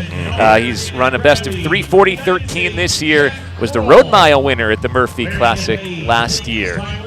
Lane number 2 belongs to Isaac Bastin, 24 years old, winner at the Atlanta City Games. Earlier this year, we just saw Lori Barton, who'd won the Atlanta City Games, win here in Memphis. We'll see if it's the same for Bastin. Eldad Mulgado wears hip number 3. He ran at UMBC collegiately. Hip number 4 belongs to Charlie O'Donovan, 25 years old, out of Cork, Ireland. He ran at Villanova. Was 5th at the Irish Championships this year. Cooper Tier has hip number 5 on him, and for Cooper Tier, he's moved now mainly to focusing on the 5,000 meters. This is his first 15 of the year, but it is very good speed work for him in advance of the 5,000, where he'll hope to make a World Championship team. He was 4th in the 5,000 back at the 2021 Olympic trials. As a senior at Oregon, Pac-12 champion in both the 15 and the 5,000 that same year, and the NCAA champion in the 5,000. Hip number 6 belongs to Liam Murphy. And hip number 7, it's Jack Kroll. Murphy was phenomenal in his career at Villanova. Big East champ. Remember, he was an Olympic trials finalist last year. Murphy won 12 Big East championships in his time at Villanova. Again, he wears hip number 6, Jack Kroll. Hip number 7, Camden Gilmore. Hip number 8, then it's Mark Shannon, Mohamed Damouche. Hips 9 and 10, Luke Hauser, hip 11, George Cootie, hip 12. Jed Helker is the pacer, and for Helker, it's already been a good couple of days for him. He won the road mile yesterday on Beale Street here at the Murphy Classic, so he got to pop champagne before anybody else in the entire competition had yesterday. Coming back out to get a cool down and some workout and help these guys along in the 1,500 meters. I want to see Liam Murphy here. He had a tough NCAA championships, quite misjudged his prelim round in the 1,500 and wasn't able to advance, and this is his first time back out on the track since then, so I'm interested to see just what kind of race he puts forward here as he tries to progress through the summer. Murphy ran 3:33.02 earlier in the season this year. That was the NCAA record. Again, he is in the middle of this pack. Cooper Tier's tucked into 3rd behind Isaac Bastin and Charlie O'Donovan. Craig Engels also comfortably in the top 4. Murphy in 5th and Hauser in 6th. My spirit wants to see Craig Engels win this race because I know he's going to look so cool popping a bottle of champagne, but I've got my eye on Cooper Tier. If these guys don't take it out with his strength, like you said, he's been training a lot for the 5,000 meters. A guy like that, you want to take it out. You want to see if you can make it a speed-based race, but if you let him hold on, he'll have something to say for it coming down in the home stretch. Bastin, Tier, O'Donovan, and George Cootie have all moved up into good spots. Cootie, 20 years old, from Great Britain, took this outdoor season off at Virginia Tech, but was 13th at NCAA indoors.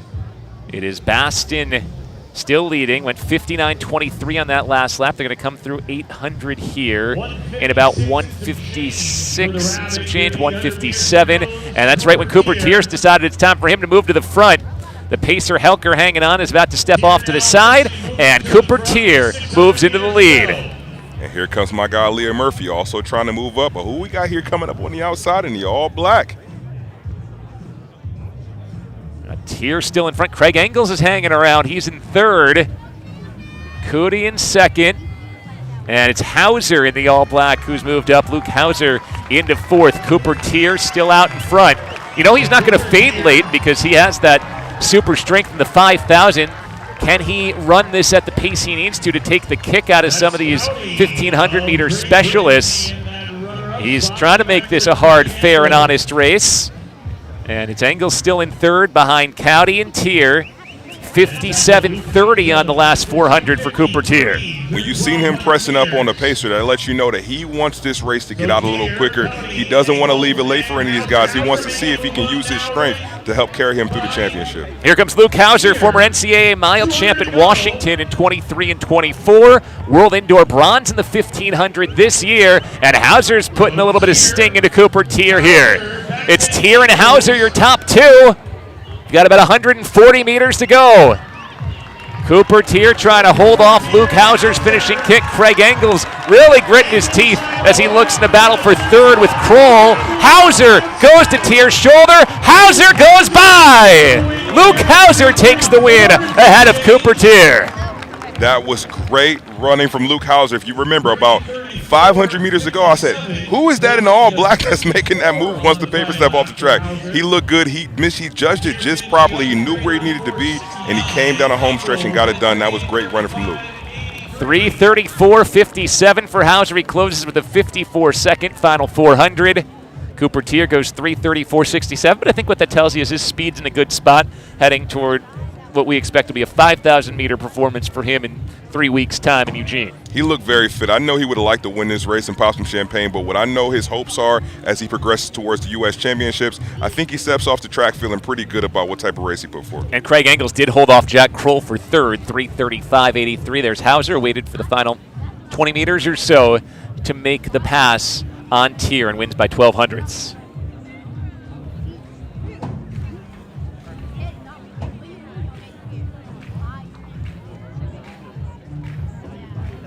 So it's Hauser ahead of Tier and Engels. Kroll and Murphy round out the top five. Good first professional race for Liam Murphy to get into the top five. George Cowdy was up near the front with about 300 meters to go, finishes sixth. Gilmore seventh. And Mark Shannon goes eighth.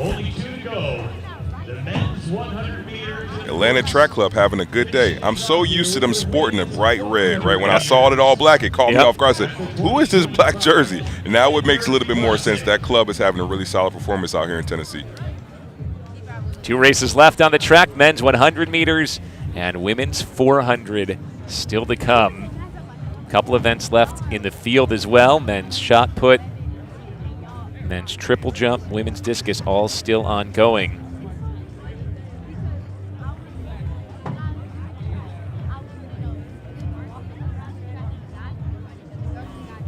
By the way, the men's shot put through 4 rounds now. Roger Steen has moved ahead of Trip Pippery. They're still tied at 21 meters 57 is the best, but Steen's 4th round throw, 21 meters 43.70 feet 3 3/4 inches, is a better second best throw than what Pippery had. So that's how they flip-flop there in the standings. Got to imagine they both got at least one more big throw in them to determine this one. We're about to see Rajendra Campbell throw here, the Paris bronze medalist. Oh yeah, this thing is not going to be over until it's over. All 6 rounds, all 6 throws, these guys are going to be pressing for that win. Campbell in 4th place is best today, 69 feet 4 3/4 inches. 2-time Jamaican champion. And the southpaw with a legal throw. That's a solid throw right there. All right, we'll check on his mark in a moment, but first, let's go down to Serenity. She's with Luke Hauser, who just won the Ed Murphy 1500. All right, Luke, we have Craig Engels interview bombing us right now, too. All right, Luke, you went out hard, and you came through even stronger. I mean, what are you doing in practice to make sure that you're able to do that? Yeah, I mean, just keeping the strength up. You know, these fast races, you got to be strong, so just keeping the strength up every day in practice. All right, so now what are you going to work on for the next 2 weeks? That was a big hit. Yeah, just going to get sharpened up. U.S. Championships is 3 weeks away, so for me, all eyes are towards that. Just get geared up for the 1500 at the U.S. Championships. All right, we'll go ahead and celebrate that win. There goes Coach right over there. Hauser will pop the champagne.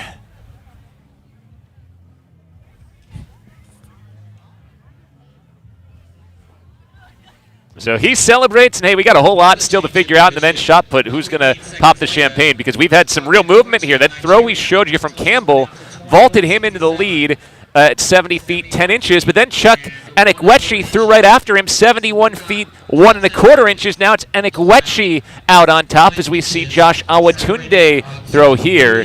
Awatunde now in 5th. Roger Steen and Trip Pippery bumped down to 3rd and 4th, respectively. And like I said in the beginning of the competition, rounds 4, 5, and 6, a lot of these guys have been competing and traveling, and you know they're in great shape, but sometimes it takes them a little bit just to get into the flow of a competition here. We've got 2 throws left for the top guys, and I think with the competition heating up, I can't wait to see what this attempt is for a guy like Roger Steen, who I know has a ton of horsepower in him. No improvement for Awatunde. He stays in 5th. Here's Steen. 3rd place at the moment, but only 10 centimeters shy of Enekwechi's best. Steen loves that one. Oh, yeah, that's a good one. That's good. This competition is getting good, man. These guys are getting behind that ball. Very patient, rotating his right foot in the middle. Good lift on it. Now we wait for the mark. What can you say about Roger Steen, a guy who's been doing it for more than a decade at this point, keeps getting steadily better and moves up into 2nd place here, only 1 centimeter, a half an inch shy of Enekwechi's mark. This is the true definition of competition. Roger Steen is one of the best humans I know. When he's not competing, he works full-time at a mental health facility, helping other people, giving back to his community. Roger Steen is a true beacon of what you want in professional athletes. Tripp seems to like this throw. We didn't get to see the distance when it hit in the sector, but I can't wait to see the mark because he looks excited. Trip Pippery, the defending champion here, an NCAA champ when he threw at Texas. Pippery was in 4th before that throw, but again, the top 5 are separated by only about a foot. Pippery moves up into 3rd, 71 feet even, 2 inches ahead of Campbell. I mean, the top 4 throws at this point are only about 3 inches apart from each other. So just for reference, going into this round, Rajendra Campbell was in 5th place. Then he moved to 1st place. And then he got moved all the way back to 4th place in the same round. The guys are feeling it. This is going to be a really good competition heating up around number 6. That was the final throw for Lucas Warning, who entered the last round in 12th place. I'll tell you what I see. Remain in 12th place. Yeah, what I see watching this, I can't tell you who's going to win. All of these guys look good. They're very close. They're very boxed in. Now we're just going to see who can dig deep a little bit, who can also stay calm. I think that's another thing that's important with these guys is you know you want to win, you know you're in shape, but the question is how. How do you go about getting that performance out into the ring? Can you stay patient while maintaining aggressive? There's Chris Van Niekerk's throw. He's currently in 11th place. We're 5 minutes away from the men's 100 meters.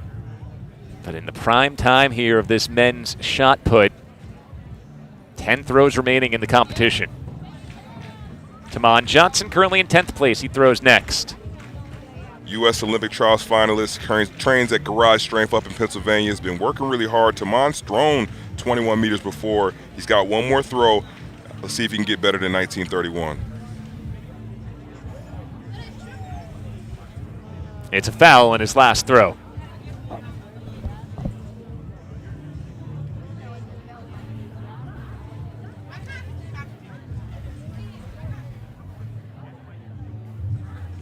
Okay, we got calling for the clap by Jordan West. I love it. The fans are down there. The competition's heating up, so I know the fans are getting into it. The discus is also going on over there, so we got 2 groups of fans. Let's see if the fans can carry him out over 20 meters here. West's best throw was his last throw, 63 feet, 7.5 inches to put him in 9th. That looks close to about where he was before. Let's see if he can get an improvement. He needs 1975 to move up into the top 8.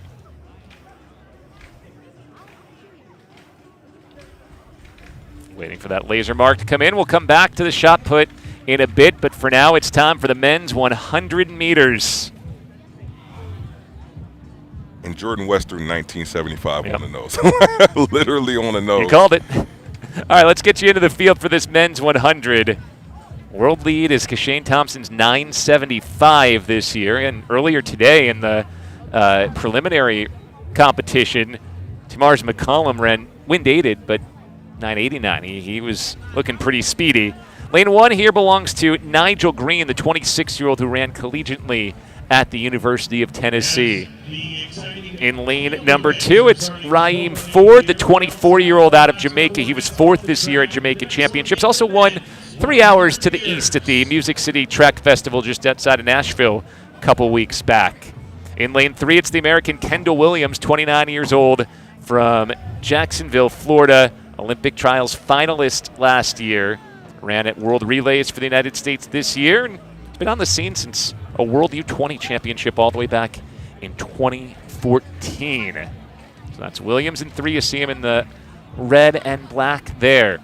Lane number 4 belongs to Brian Lavelle. He's standing in the back at the moment.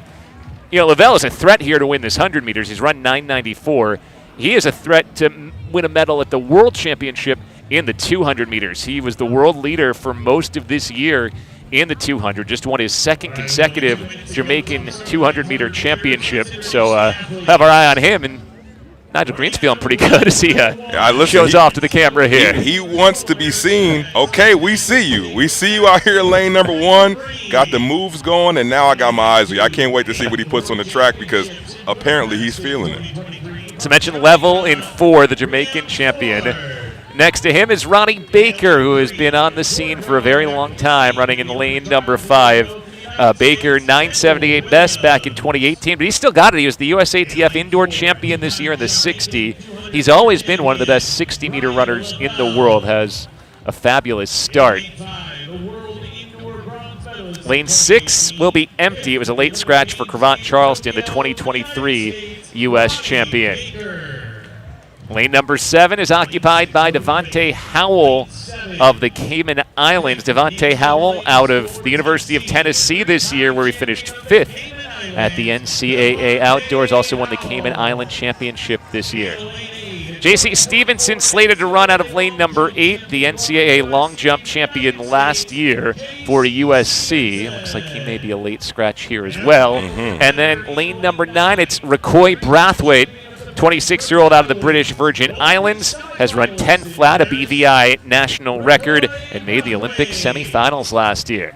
So we're missing a couple guys here. Looks like we're missing Ronnie Baker as well in lane 5. I was trying to wait because just like Stevie Gardner, I wasn't sure if he walked up and wasn't on the screen, but we don't got Ronnie Baker here in this competition. So I've got my eyes square on Brian Lavelle here in lane number 4. You mentioned his 200-meter prowess at this point of the season, a guy with that kind of strength. I like to see what he does here in the 100 meters today.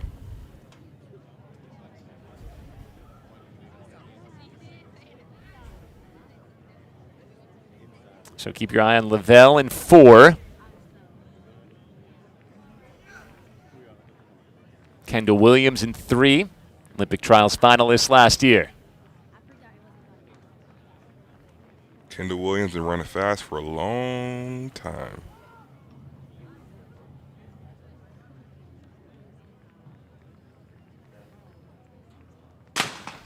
They all get away clean. Looked like Williams and Lavelle both got out well, and now Lavelle moves toward the front. Howell trying to hang around in the Tennessee Orange. Raheem Ford's there as well. It's a blanket finish.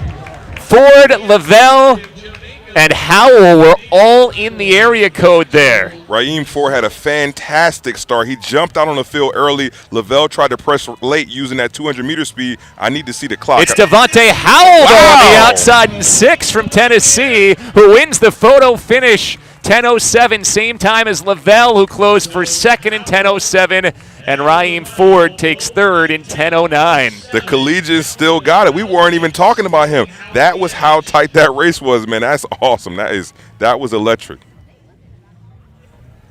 Pulling up our photo on our screen, and you can see it's the lean at the end there from Devontae Howell that's going to make the difference. Now I want to put my eyes on him. We see Lavelle pressing late, but looking at Devontae Howell coming here to lane number 7 in the orange with the professional lean. Oh, that was a great job by him. Great job. All right, let's go to the shot put for the final throw of the competition here. Trip Pippery is in 3rd place. Chuck Anakwechi was the leader before this Pippery throw, and now Trip is celebrating as we wait and see here. He needs to beat 71 feet 1 1/4 inches. I think he thinks he did it. Everybody else seems to think he did it too. We're waiting on a mark here. This competition is made for a guy like Trip Pippery. He's celebrating. He knows his far. I want to know how far. He does it! 21 meters, 88, 71 feet, 9 1/2 inches.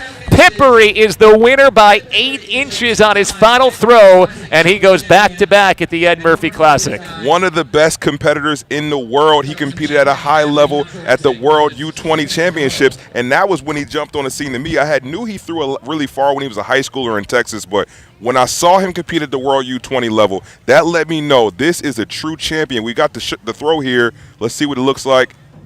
Oh, very patient. Great rotation through the middle. You can see how aggressive he is up on the ball in his customary celebration. Trip Pippery back-to-back Ed Murphey Classic champion, 21.88. What a throw. So follows up his 22-plus throw last week with another very good series.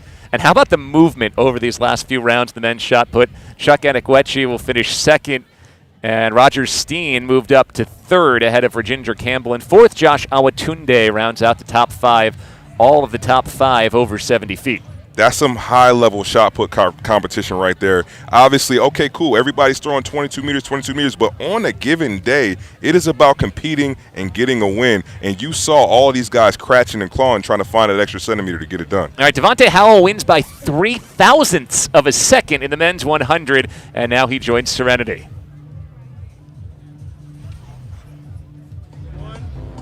Something is going on in Tennessee, but we got to talk about that 10:07 first. What was going through your head, especially after that dry phase? Honestly, I knew that I was behind. My start isn't the best, but I know from training that I can run back. I got to stay calm, just continue to execute, and I'll be fine. You're out here in your Tennessee uniform, repping for your college team out here, but do you get a certain type of confidence knowing that, like, I got to go back to college, I'm just out here chilling with these pros? Nah, man. No matter what race I'm in, no matter who's in the race, I want to win. I know that there's big names in this race. Y'all heard the accolades before the race. But all that's going through my mind is if I execute, they got to beat me. Period. All right, if it's okay with you, I want to get in some of your teammates over here because we got to know what's happening over in Tennessee. T-Mars, I'm going to go ahead and start with you. 19-7 earlier. 19-7 earlier. What was going through your head? Just win. Beat the heat. I know that I had a lot of good comp in there. I just wanted to kind of make a statement, you know what I'm saying? That one-time race wasn't a fluke, that's all. What does that say that we're here at a professional meet and we got some college guys up here repping? What does that say? We training not just for college. We train to beat everybody. We're not training just to win NCAAs. We're training to be the best in the world. And right here in Tennessee, do y'all have some pride? I know y'all not from Tennessee, but y'all are repping Tennessee. Do y'all have some pride being out here? Yeah, we have a lot of pride. Go Vols. Go Vols. All right, let's get it. Maybe like this. All right, y'all go celebrate. Not too much fun, though. Hey, for the whole University of Tennessee crew, nice serenity to bring T-Mars McCallum in because his pre-program 100 meters was actually the best time of the day in the 100 when he ran 9:87. Did have a much more helpful wind. The wind in that men's 100 was just 0.1 meters per second. Really has died down since the breezy earlier part of the day.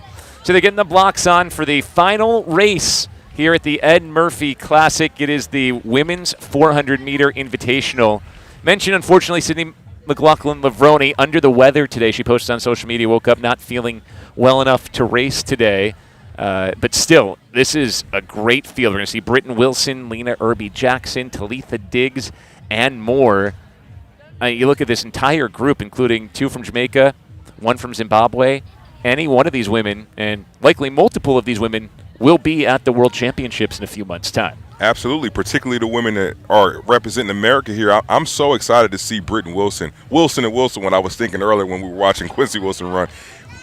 Coming into last year, she was putting together one of the most impressive seasons that we had ever seen. 400-meter hurdles and 400-meter open back-to-back and trying to, win an NCAA championship. And obviously it led to some injuries, but when she's healthy, like we talked about Stevie Gardner and Michael Cherry and guys like that, when she's healthy, she was showing to become one of the most promising young American sprinters we had. So she's starting to find her way back, and I can't wait to see what she does here today in the 400 meters. By the way, men's triple jump is ongoing now into the 4th round. Russell Robinson, who went to the Olympics for the United States last year, is the leader, 56 feet, 8 3/4 inches. This is Will Clay's 4th jump. Clay currently in 6th place, his best 55 feet, 3.5 inches. Looks like we might have a white flag. Yes. We do. I saw his chest break a little bit when he came into his second phase there. He found a really good spot on the board. 1685 early in the competition. Let's see what we've got here. Look, around we do number get 4. the double This is fair. The double uncorking here. McCallum with the best time of the day. Howell wins the marquee event, so both get a chance to pop the champagne here. Rightfully so. They both deserve it. They've both had a fantastic day, and I know they're going to be excited on the drive back to Knoxville. No improvement for Will Clay on his fourth-round jump. That one clocked in at 53 feet and 9 inches, so he stays in 6th place. We talked a little bit about the changing of the guard in the jumping events, and Russell Robinson, another guy, made it to the World Indoor Championships this earlier in the season and got an 8th place finish, didn't quite get the competition he wanted to, but when you come off of an Olympic Games and a World Indoor Championship, you start to find a sense of confidence, and that's what you need when you start to progress throughout a professional season and get ready for a U.S. Championship, and he looks good here today. So the 5th place position, Janai Parenchief, he passed in round 4, which means Kaiwan Colmer of the Bahamas is next. Colmer in 4th place at the moment. His first round jump of 55 feet, 9 1/4 inches is the best so far. And our best overall, Russell Robinson ahead of Chentaktai Mapaya and Salif Mane in 3rd. Here is Colmer, and he fouls. Oh, it's tough, but especially from this view, right? Because I'm always waiting until they hit the sand or waiting until our wonderful friend here with the flag puts the flag up, because that looked like such a good attempt, but unfortunately a foul here in round number 5.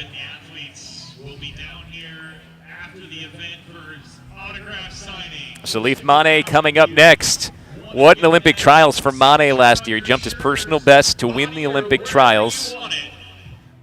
First time we're seeing him since early May. Last time he had competed, it was back-to-back Diamond Leagues in China in early May. Saved the best performance of his life for one of the most important days last year at Olympic trials.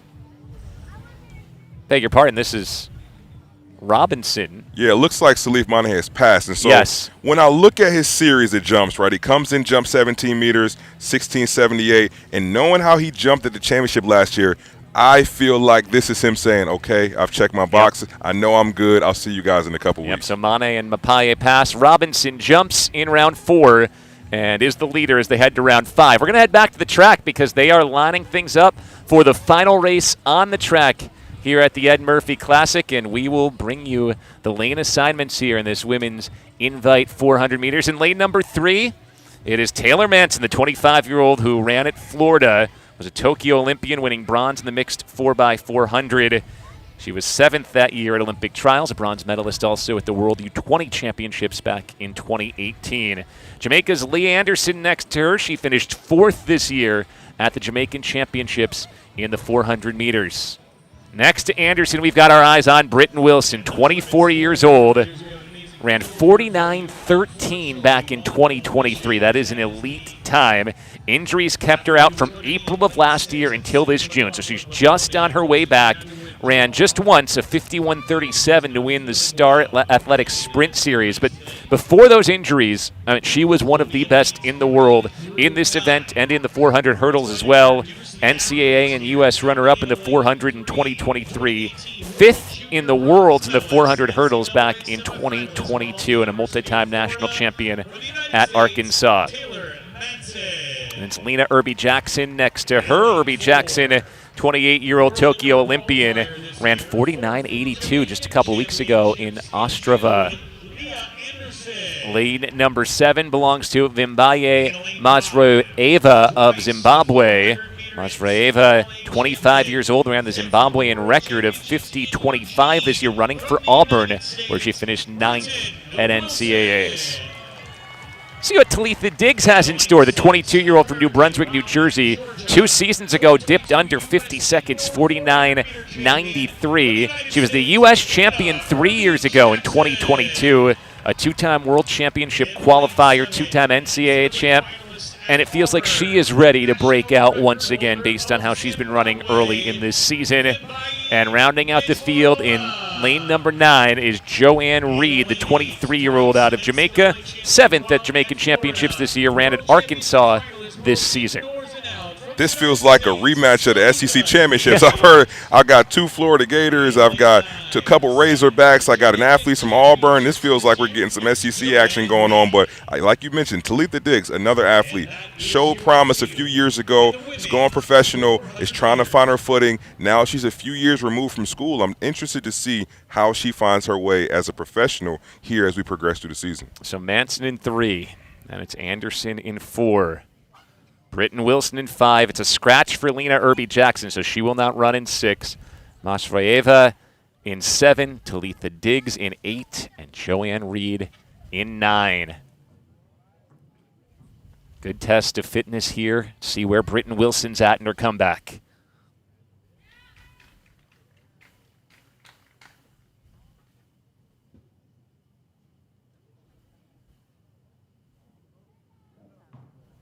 And they'll stand them all up. This is the final race of the Ed Murphey Classic. We got to build a little extra drama here before we let them go. Oh, we don't want the people to go home this soon. This has been such an electric competition. This has been great to see. So many fast times, so many great throws, so many high jumps, and it's been really cool to see. And so we got to slow it down just a little bit for the penultimate race and get some more energy here. Manson, Anderson, Wilson, Mesvareva, Diggs, and Reed from the inside out.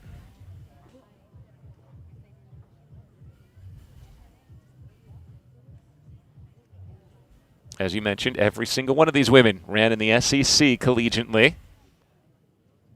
A lot of familiarity here.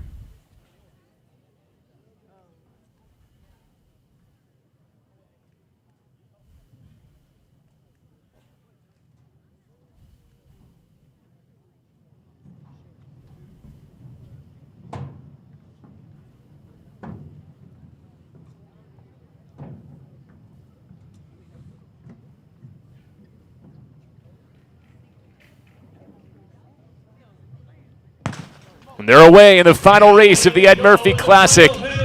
Really good start on the outside, Nate, for Talitha Diggs. She made up an early stagger on Joanne Reed, but now Reed is surging back. Remember, Wilson has 2 lanes between her and Masvareva, so hard to measure where she's at the moment. Masvareva has now eaten up Talitha Diggs, who went out quick but then slowed.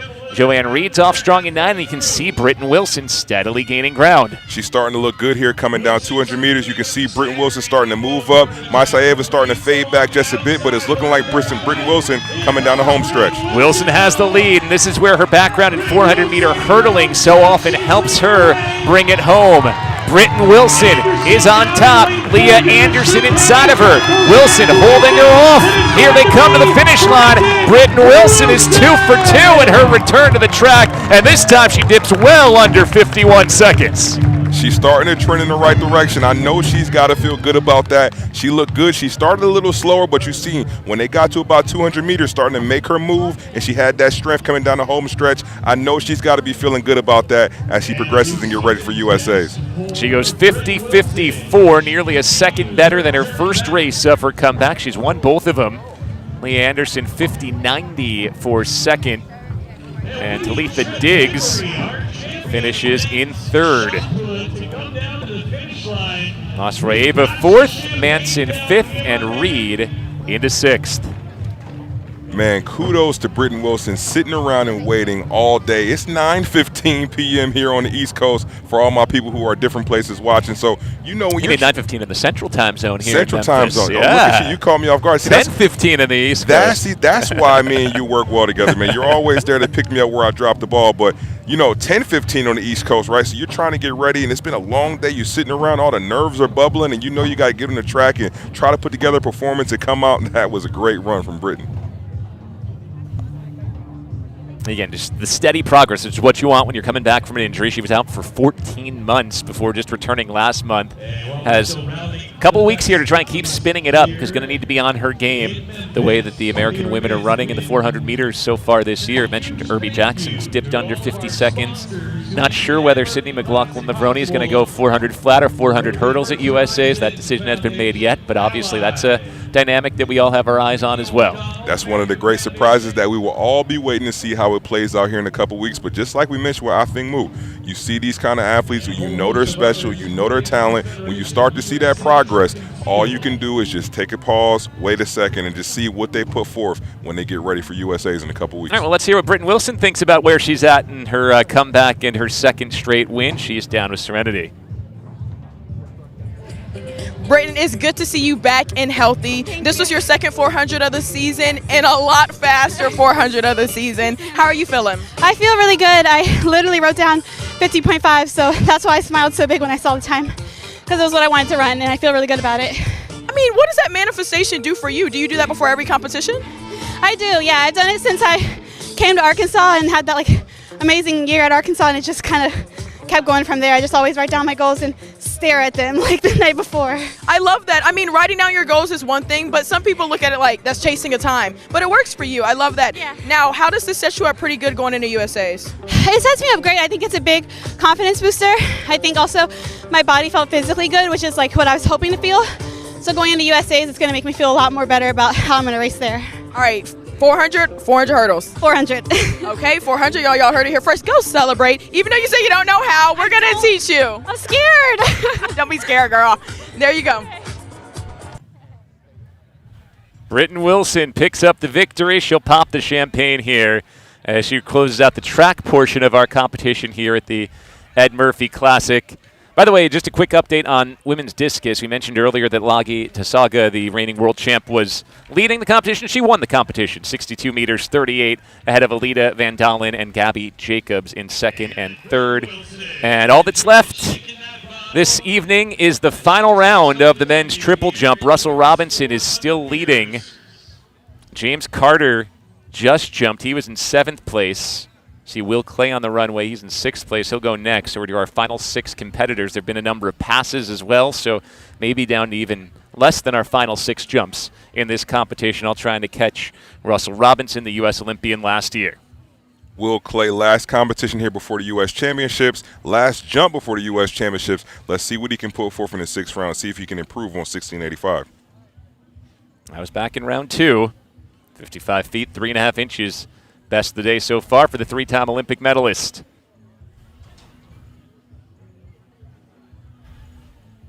Really attack the board there. Looked like a good jump. It is. White flag. While they wait for Will Clay's mark, we got a guy who knows a thing or two about how to celebrate wins here at the Murphy Classic. Trip Pippery, 2 consecutive wins in men's shot put. He's with Serenity. Feeling? It's great. Coming off of a PR last week and coming out here and being a third on the last throw and managing to capitalize, it was fantastic. So following up last week's 22:09 with 21:88 and going in the next 3 weeks of training for USS, I'm very, very proud and very confident. So that was nice. What made you want to come out here after you PR just like you just said, 22? I didn't want 4 weeks between meets. So I've also been here for this is the 4th year here, so I love this meet. So it's kind of a no-brainer. It kind of fit up perfectly in my schedule, and then I love the Ed Murphey Classic. Oh, love to hear it. All right, it's time to go celebrate, Trip. Absolutely. Let's do it. All right, go pop that bottle. Took him there from Trip Pippery as we'll watch Janai Parent-Chief out of Bermuda. How cool is that? Serenity and Trip were actually teammates back at the University of Texas, so a very cool moment for both of them getting to talk to each other after Trip gets another back-to-back win here at the Murphy Classic. So the jump from Parent-Chief's currently 5th as we're deep into this final round. Parent-Chief out of Bermuda was 5th at World Indoors back in 2022 and was a Paris Olympian. And the mark to beat is still 17 meters, 29 or 56 feet, 8 3/4 inches. And Parent-Chief does not get an improvement in his final jump, so he finishes in 5th. And we're down to our final 4. Kaiwan Comer of Bahamas is next. Already coming in right now with a jump of 17 meters. I've got to check the wind officially, but if the wind holds up, that would be a personal best for him. So the Murphy Classic has been kind to Kaiwan Comer here. He's got one more jump. He's currently tied with Salif Mane at 17 meters, and he needs to get a jump better than 1678 to pass him on the tie, or he could just do it the old-fashioned way, jump 1701 or better. But you're right, that's a great point. 1679 or more is what he's shooting for here. How about just a 17:30 and just take a good old classic win, you know?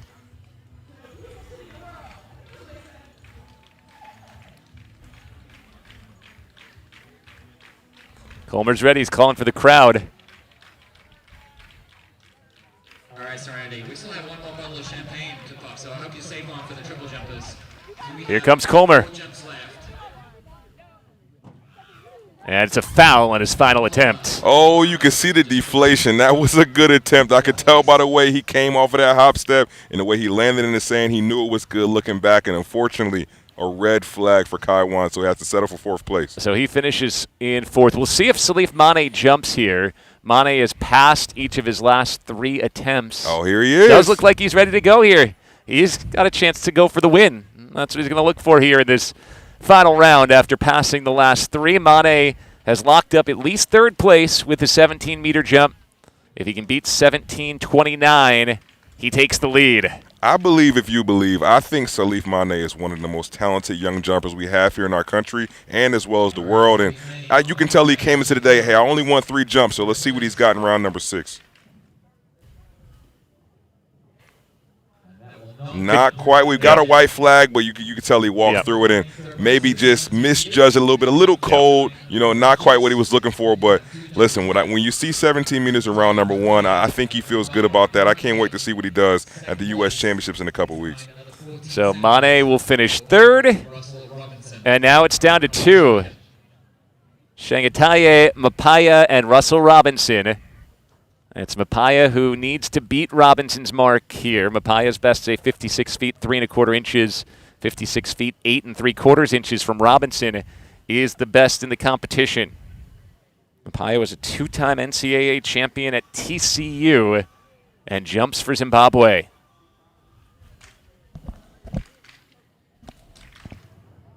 Looking for a little love from this Murphy Classic crowd to carry him. 17:29 is the mark to beat. 1 attempt. Let's see if he can get it done. He's got the crowd behind him.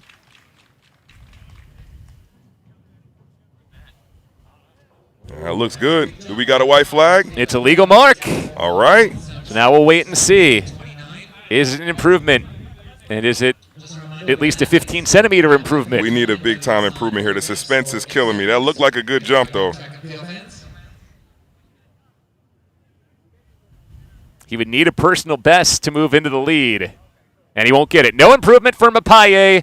His best came in round 1. He finishes second, and that means Russell Robinson is your winner. The last jump of the competition is our winner. He's already got this sewn up. And we'll see Robinson has passed a couple of jumps in this competition. We'll see if he takes his last jump or if this is it. And he will elect to pass it. So Russell Robinson doesn't need to take that final jump. His second round jump of 17 meters 29, 56 feet 8 3/4 inches, enough to deliver the W for the Olympian Robinson and close out the competition as Robinson will get the last bottle of champagne here at the Ed Murphey Classic. This has been a fantastic day of competition. The jumps were great. The throws were great. My highlight performance here is, I got to say, Quincy Wilson. I was flabbergasted. I know I got to use that word. 44:10 in the 400 meters after coming in with a season's best of north of 45 seconds. That I did not have in my bingo cards, but I'm so glad I got to watch that race. Yeah, that was awesome. Obviously a highlight. And how about early in our program, Mackenzie Long, 21:93 wind legal, second best time in the world this year in the women's 200 meters. Another big highlight performance. I'll be remiss. Listen, the people at home, they know I'm a shot putter. They know I love the throws, so I got to talk about how electric that shot put competition was. It's very on brand for where we are as we approach the U.S. Championships. These guys are going to be nicking and tucking for a few spots to see if they can move on, but that was really fun to watch as well. Well, let's take a look at some of the big moments of this day. And again, we thank you so much for being with us here at the 9th Annual Ed Murphey Classic. So excited to see where this meet continues to grow. And again, all for that cause of fundraising for all the work they do with the youth in this community. It just helps that we get some great performances on top of it here as we raise money. So great work by all the folks here at the Murphy Track Classic. And we will take a look at some of the big moments. There's that world number 2 time by Mackenzie Long earlier on. Kyle Garland with the win convincingly in the triathlon today as well, and he had maybe one of the best champagne celebrations of any. Alicia Johnson did a beautiful double here, 12:25 and a 2.1 meter per second win, her second win of the day. Jaqueline Scott with a great finish in the men's 110 hurdles. And he had a pretty epic pop as well. Zabby Moore, who had a dominant series in the women's shot. Shafiqua Maloney going sub 158.2 to win the women's 800 meters. Men's 800, it was Hassan with the victory in 146.16. And Reggie Jagers beating the reigning Olympic champion in discus. Tia Donna Bell pulling away down the stretch in the women's 400 hurdles. And you mentioned it, we're going to see next Quincy Wilson with phenomenal strength at the end to hold off Bryce Dedman at the end of the 400 meters. It's a world U18 record for Quincy Wilson, 44:10.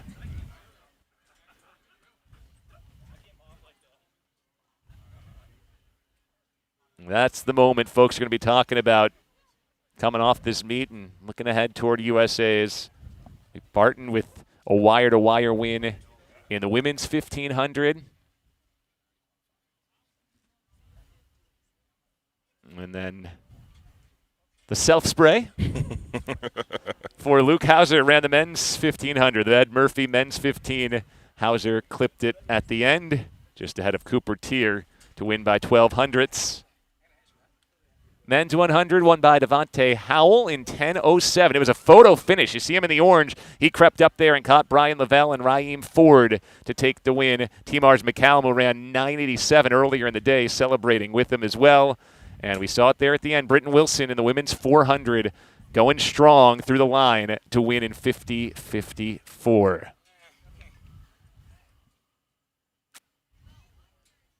There's a lot of fun here at this Ed Murphy Classic, and this was another one of those highlights. A final throw of the competition to go from third to first. Trip Pippery defends his championship and celebrates in style.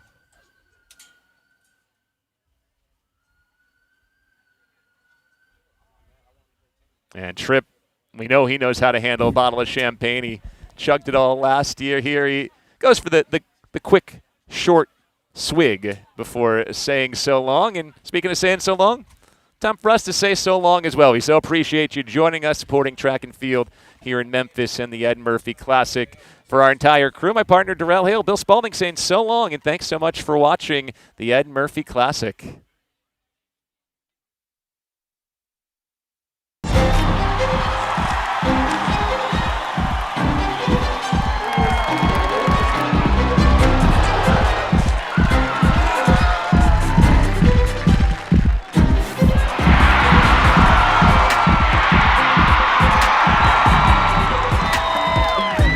Let me kiss this track right now.